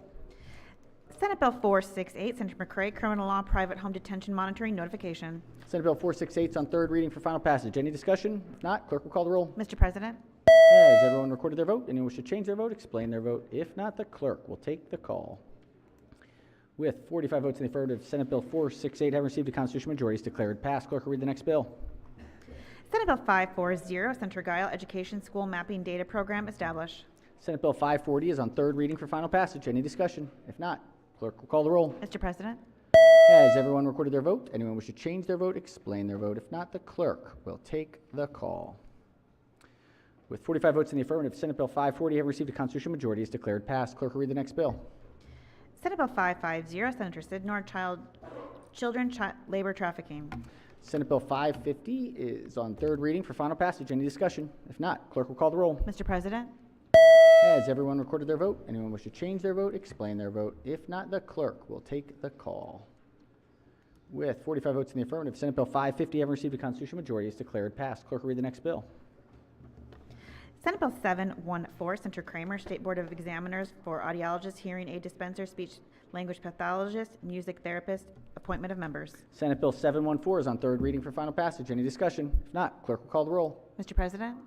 Has everyone recorded their vote? Anyone wish to change their vote, explain their vote? If not, the clerk will take the call. With 45 votes in the affirmative, Senate Bill 714 having received a constitutional majority is declared passed. Clerk will read the next bill. Senate Bill 764, Senator Hayes, Arts Incubator Work Group established. Senate Bill 764 is on third reading for final passage. Any discussion? If not, clerk will call the roll. Mr. President? Has everyone recorded their vote? Anyone wish to change their vote, explain their vote? If not, the clerk will take the call. With 45 votes in the affirmative, Senate Bill 764 having received a constitutional majority is declared passed. Clerk will read the next bill. Senate Bill 765, Senator Hayes, Economic Development Business Diversity Incubator Program and Fund establishment. Senate Bill 765 is on third reading for final passage. Any discussion? If not, clerk will call the roll. Mr. President? Has everyone recorded their vote? Anyone wish to change their vote, explain their vote? If not, the clerk. Yes, Senator from the 27th District has 2 minutes to explain his vote. I'm sorry. Oh, all right. Any senators wish to explain their vote? If not, clerk will take the call. With 45 votes in the affirmative, Senate Bill 765 having received a constitutional majority is declared passed. Senator from the 27th District? Yes, my button didn't work, that old house trick. Senate Bill 468 in the green. Which, I'm sorry, which? Senate Bill 468. 468. To be recorded in the green. Any objections? Without objection, so ordered. All right, let's go to calendar number 6262. Clerk will read the first bill. Senate Bill 804, Senator Brooks, Northwest Baltimore County Sports Tourism Facility Feasibility Study. Senate Bill 804 is on third reading for final passage. Any discussion? If not, clerk will call the roll. Mr. President? Has everyone recorded their vote? Anyone wish to change their vote, explain their vote? If not, the clerk will take the call. With 45 votes in the affirmative, Senate Bill 804 having received a constitutional majority is declared passed. Clerk will read the next bill. Senate Bill 838, Senator Gallion, Vehicle Laws, Lighting Privately Owned Vehicles. All right, Senate Bill 838 is on third. Senator, if we can, for third readers, if we can deal with it after. All right, Senate Bill 838 is on third reading for final passage. Any discussion? If not, clerk will call the roll. Mr. President? Has everyone recorded their vote? Anyone wish to change their vote, explain their vote? If not, the clerk will take the call. With 45 votes in the affirmative, Senate Bill 838 having received a constitutional majority is declared passed. Clerk will read the next bill. Senate Bill 882, Senator King, Growing Family Child Care Opportunities Pilot Program, Permanent Establishment. Senate Bill 882 is on third reading for final passage. Any discussion? If not, clerk will call the roll. Mr. President? Has everyone recorded their vote? Anyone wish to change their vote, explain their vote? If not, the clerk will take the call. 45 votes in the affirmative, Senate Bill 882 having received a constitutional majority is declared passed. Clerk will read the next bill. Senate Bill 965, Carroll County Senators, Carroll County Sheriff Salary. Senate Bill 965 is on third reading for final passage. Any discussion? If not, clerk will call the roll. Mr. President? Has everyone recorded their vote? Anyone wish to change their vote, explain their vote? If not, the clerk will take the call. With 45 votes in the affirmative, 44 votes in the affirmative, Senate Bill 965 having received a constitutional majority is declared passed. Clerk will read the next bill. Senate Bill 972, Senator Gazzoni, Correctional Officers Retirement System Membership. Senate Bill 972 is on third reading for final passage. Any discussion? If not, clerk will call the roll. Mr. President? Has everyone recorded their vote? Anyone wish to change their vote, explain their vote? If not, the clerk will take the call. 45 votes in the affirmative, Senate Bill 972 having received a constitutional majority is declared passed. Clerk will read the next bill. Senate Bill 974, Senator Gazzoni, Behavioral Health Crisis Response Services, 988, Trust Fund Fees. Senate Bill 974 is on third reading for final passage. Any discussion? If not, clerk will call the roll. Mr. President? Has everyone recorded their vote? Anyone wish to change their vote, explain their vote?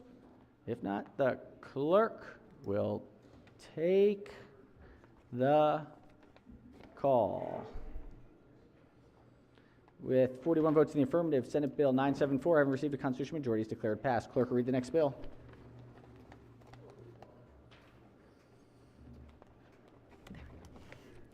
Senate Bill 1003, Senator Folden, Vehicle Laws, Manufacturers and Dealers, Delivery of Vehicles. Senate Bill 1003 is on third reading for final passage. Any discussion? If not, clerk will call the roll. Mr. President? Has everyone recorded their vote? Anyone wish to change their vote, explain their vote? If not, the clerk will take the call. With 45 votes in the affirmative, Senate Bill 1003, having received a constitutional majority, is declared passed. Senator from District 2. Yeah, Mr. President, Senate Bill 974, I want to be from whatever, orange to green. 974 in the green. Any objections? 974 green. All right. Without objection, so ordered. Senator from the 27th. Yes, Mr. President, Senate Bill 71 need to be recorded in the green. In the green. 71 in the green. All right. Any objections? Without objection, so ordered.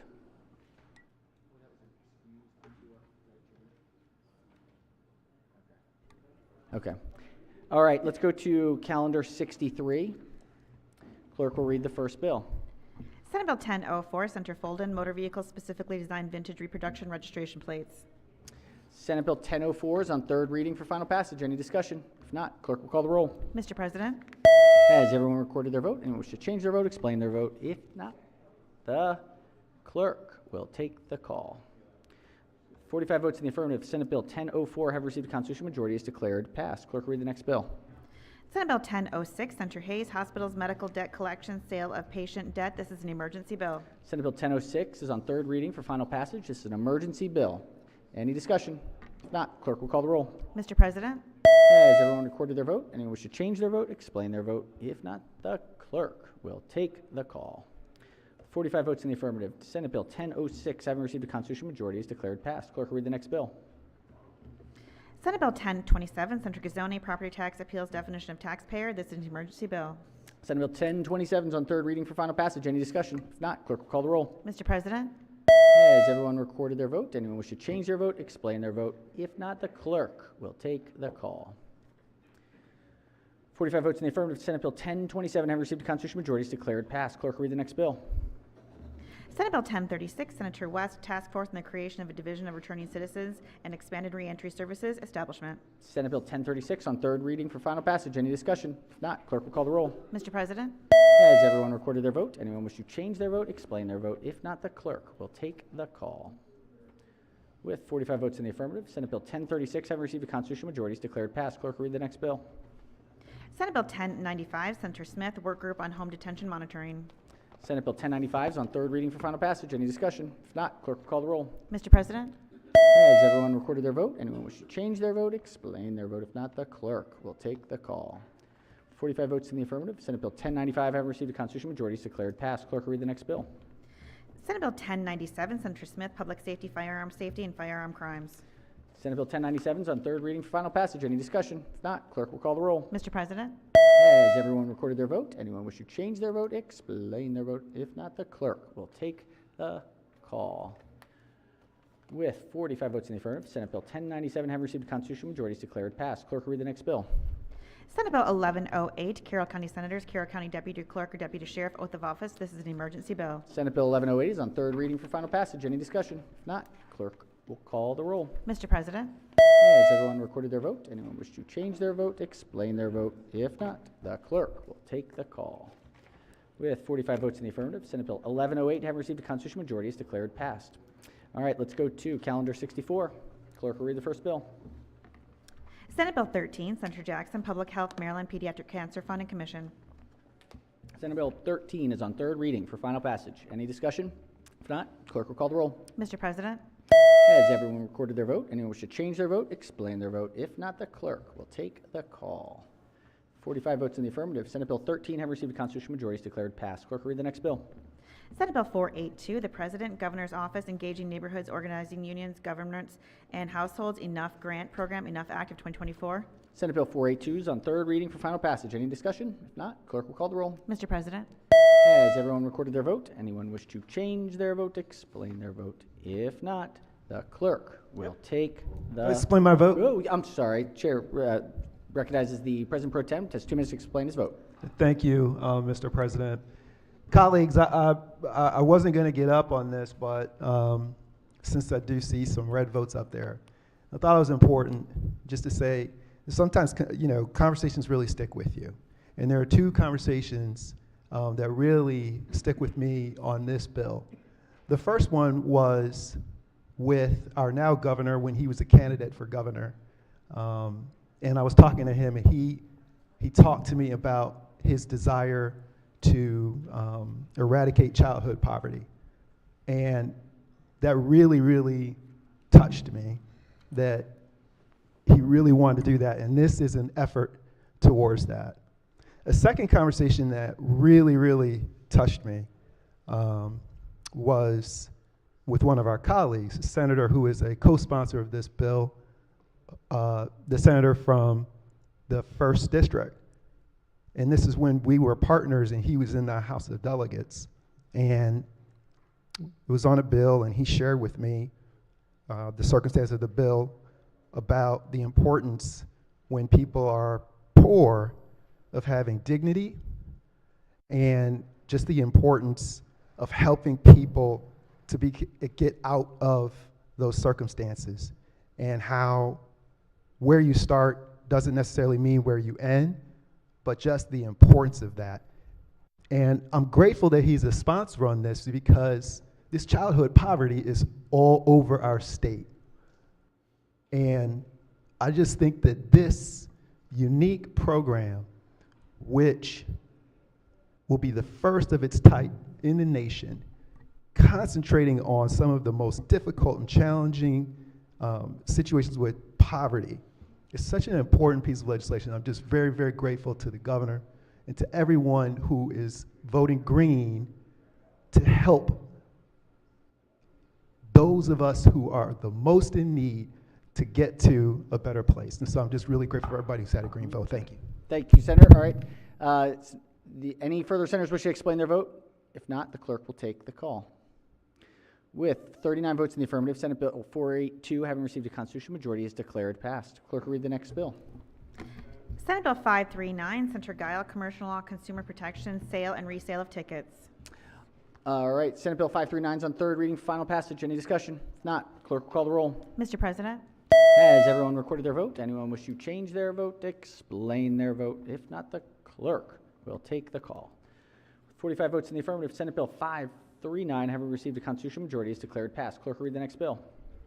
Senate Bill 858, Senator Hester, Revenge Porn Civil Action Reporting Requirement. Senate Bill 858 is on third reading for final passage. Any discussion? If not, clerk will call the roll. Mr. President? Has everyone recorded their vote? Anyone wish to change their vote, explain their vote? If not, the clerk will take the call. With 45 votes in the affirmative, Senate Bill 858, having received a constitutional majority, is declared passed. Clerk will read the next bill.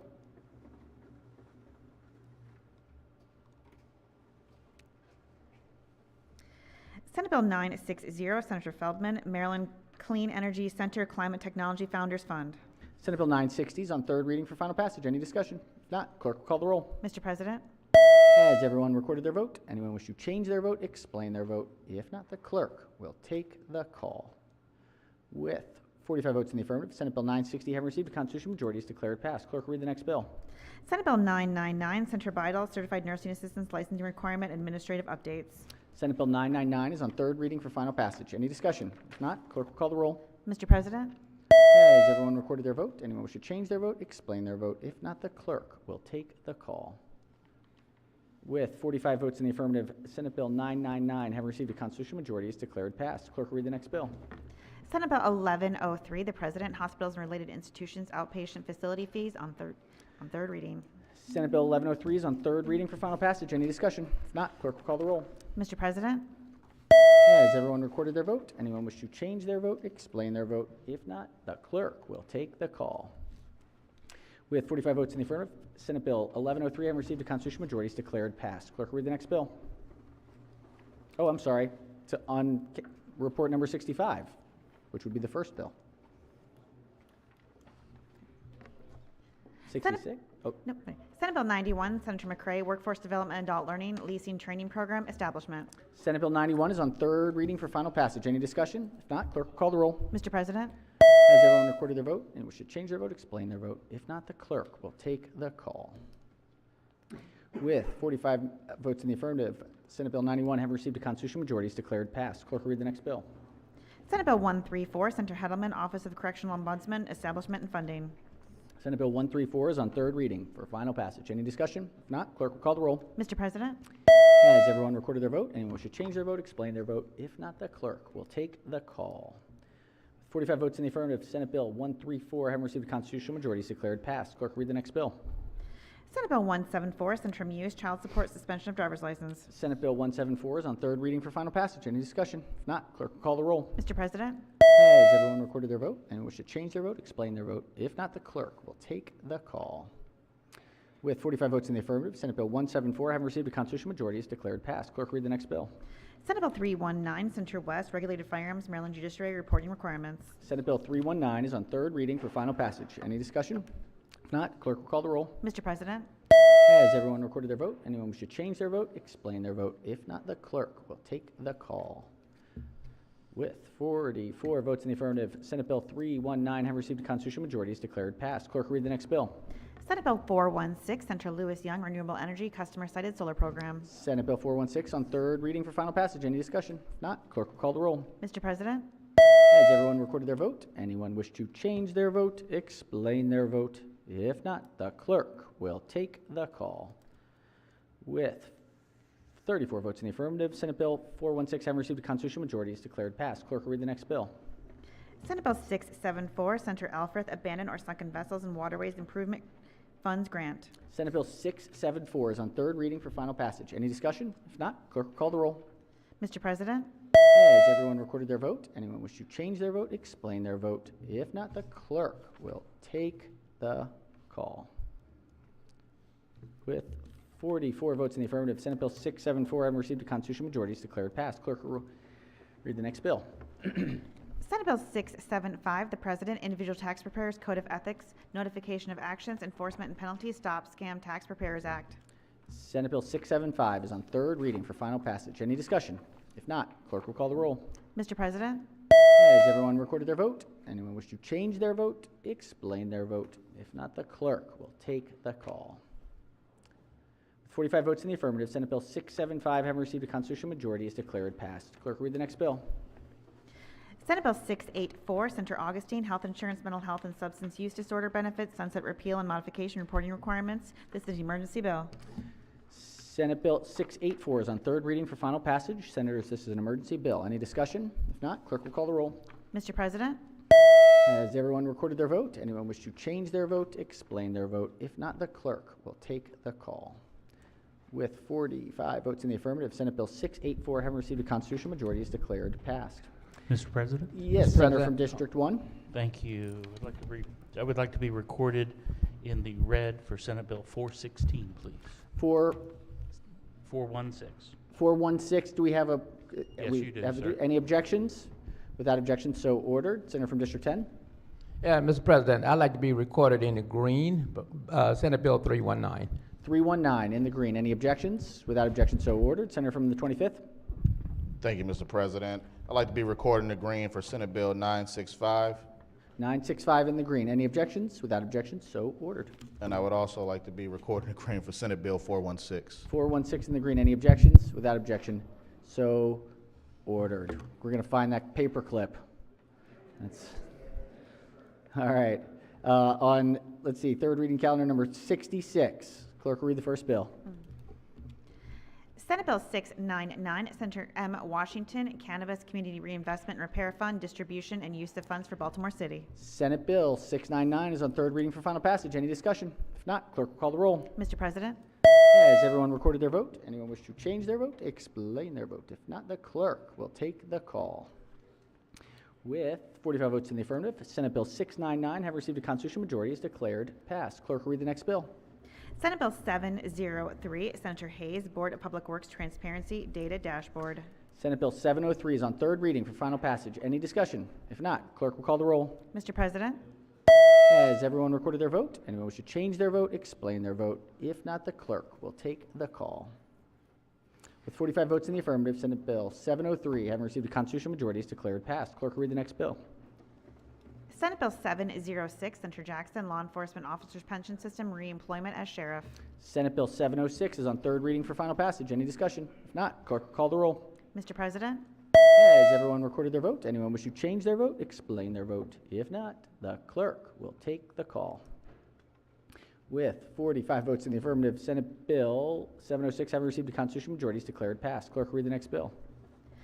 Senate Bill 729, Senator Carter, Business Occupations and Professions, Security Guards, Use of Force, Reporting Standards, and Certifications. Senate Bill 729 is on third reading for final passage. Any discussion? If not, clerk will call the roll. Mr. President?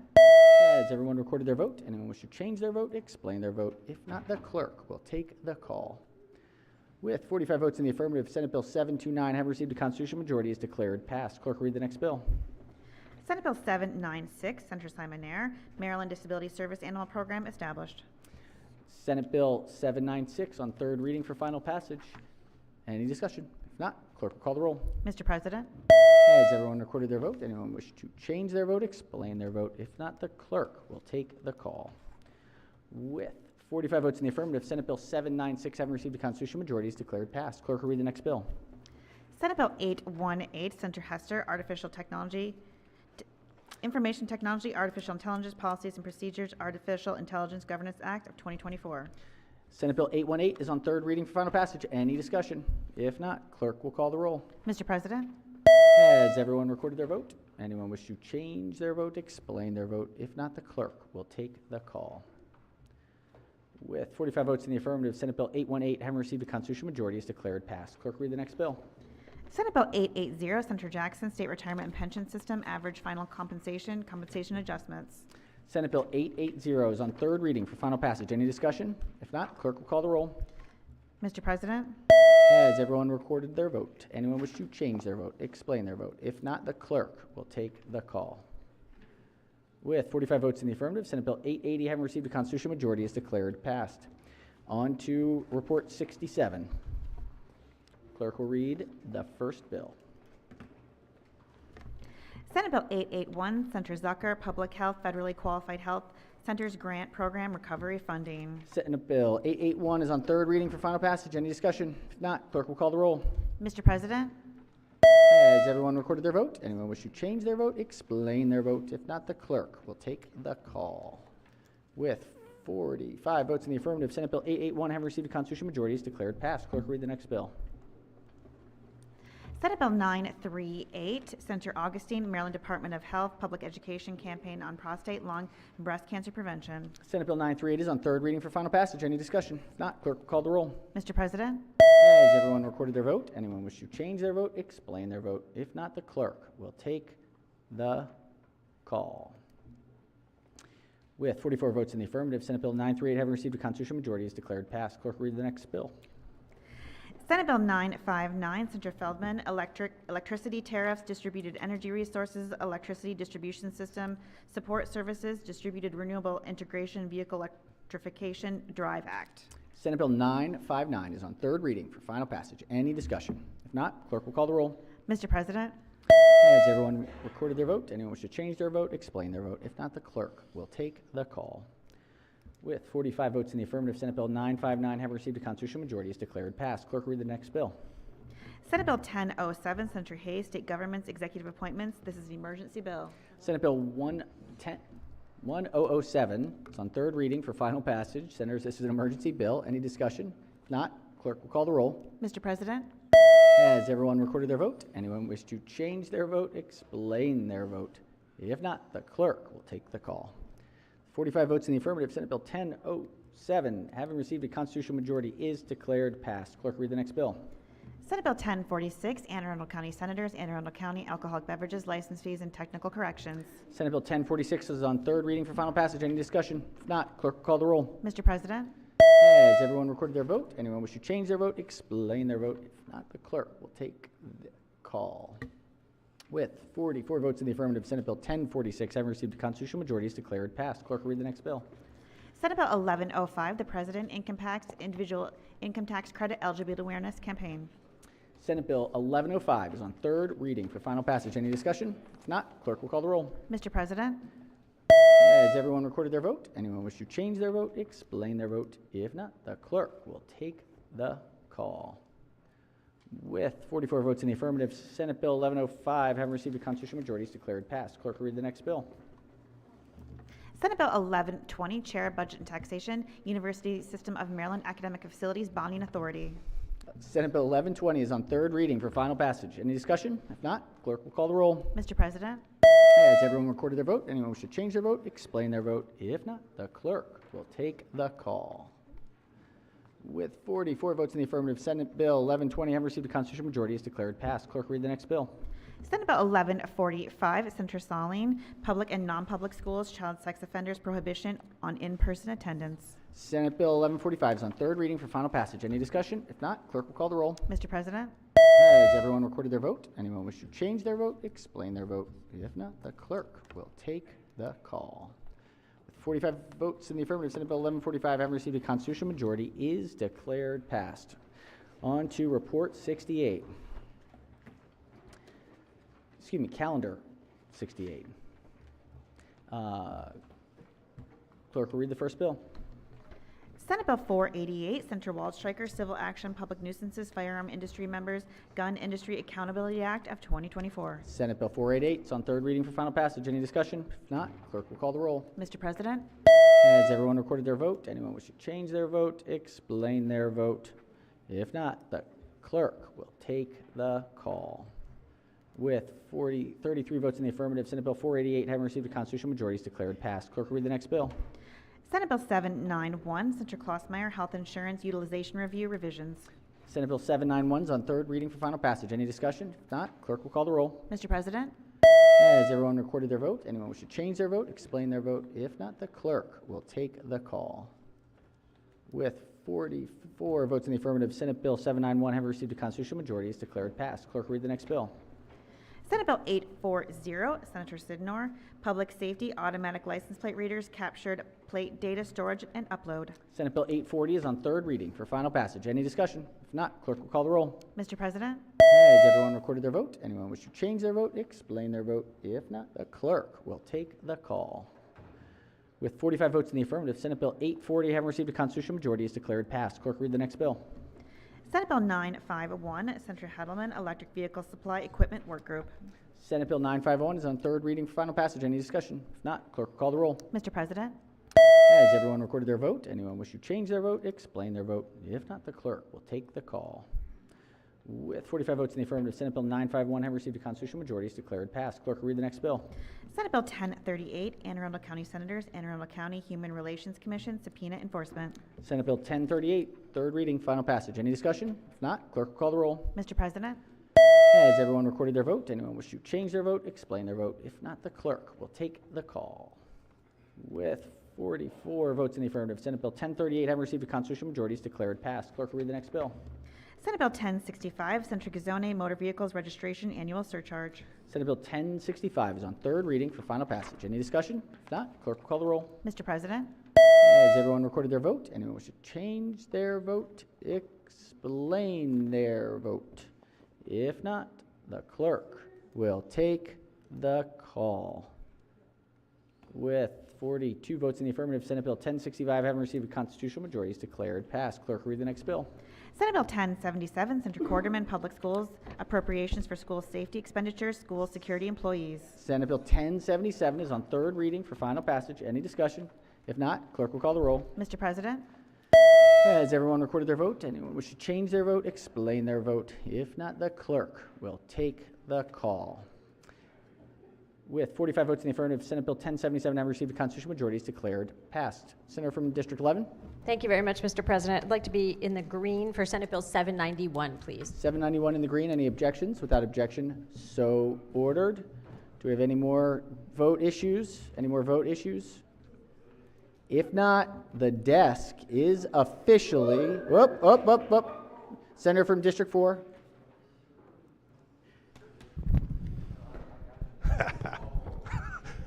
Sorry to stand between everybody on an enjoyable weekend. Mr. President, if I could, I'd like to be recorded in the green on SB 1065. 1065 in the green, and we are getting the vote form. Any objections? Without objection, so ordered. Vote change. Senator from the 38th. Yes, Mr. President, from nay to yay on SB 1065. 1065, nay to yay. Any objections? Without objection, so ordered.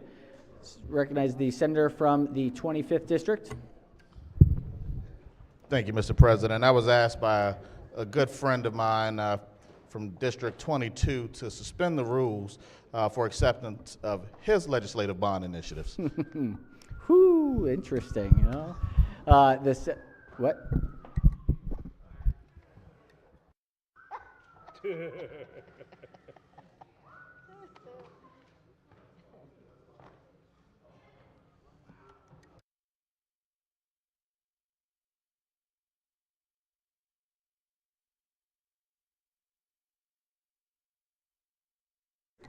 All right, let's see. All right, the Senate has moved to suspend the rules for the purpose of a late bond introduction, what are they?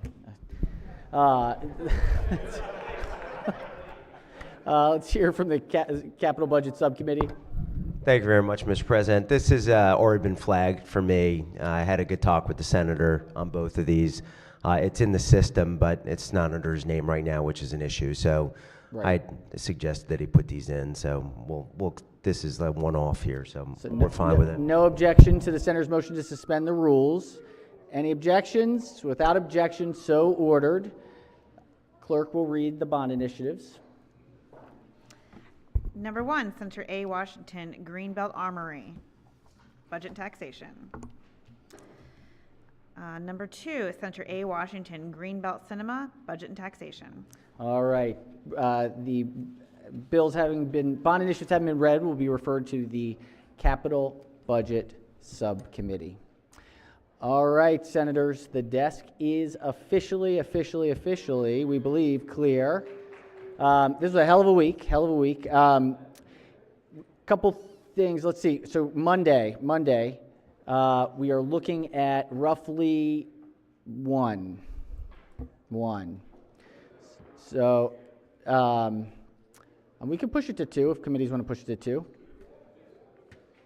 2. 2 seems good. All right, looks like 2 feels great. All right, let's check with the Chair of Finance for Monday morning. Do we have committee Monday morning?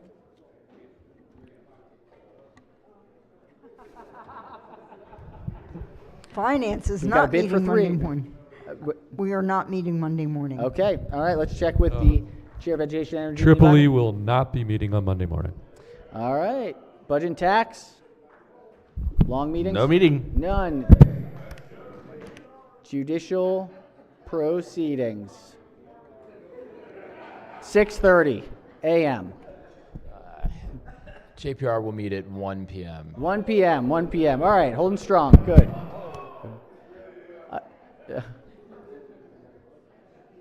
All right.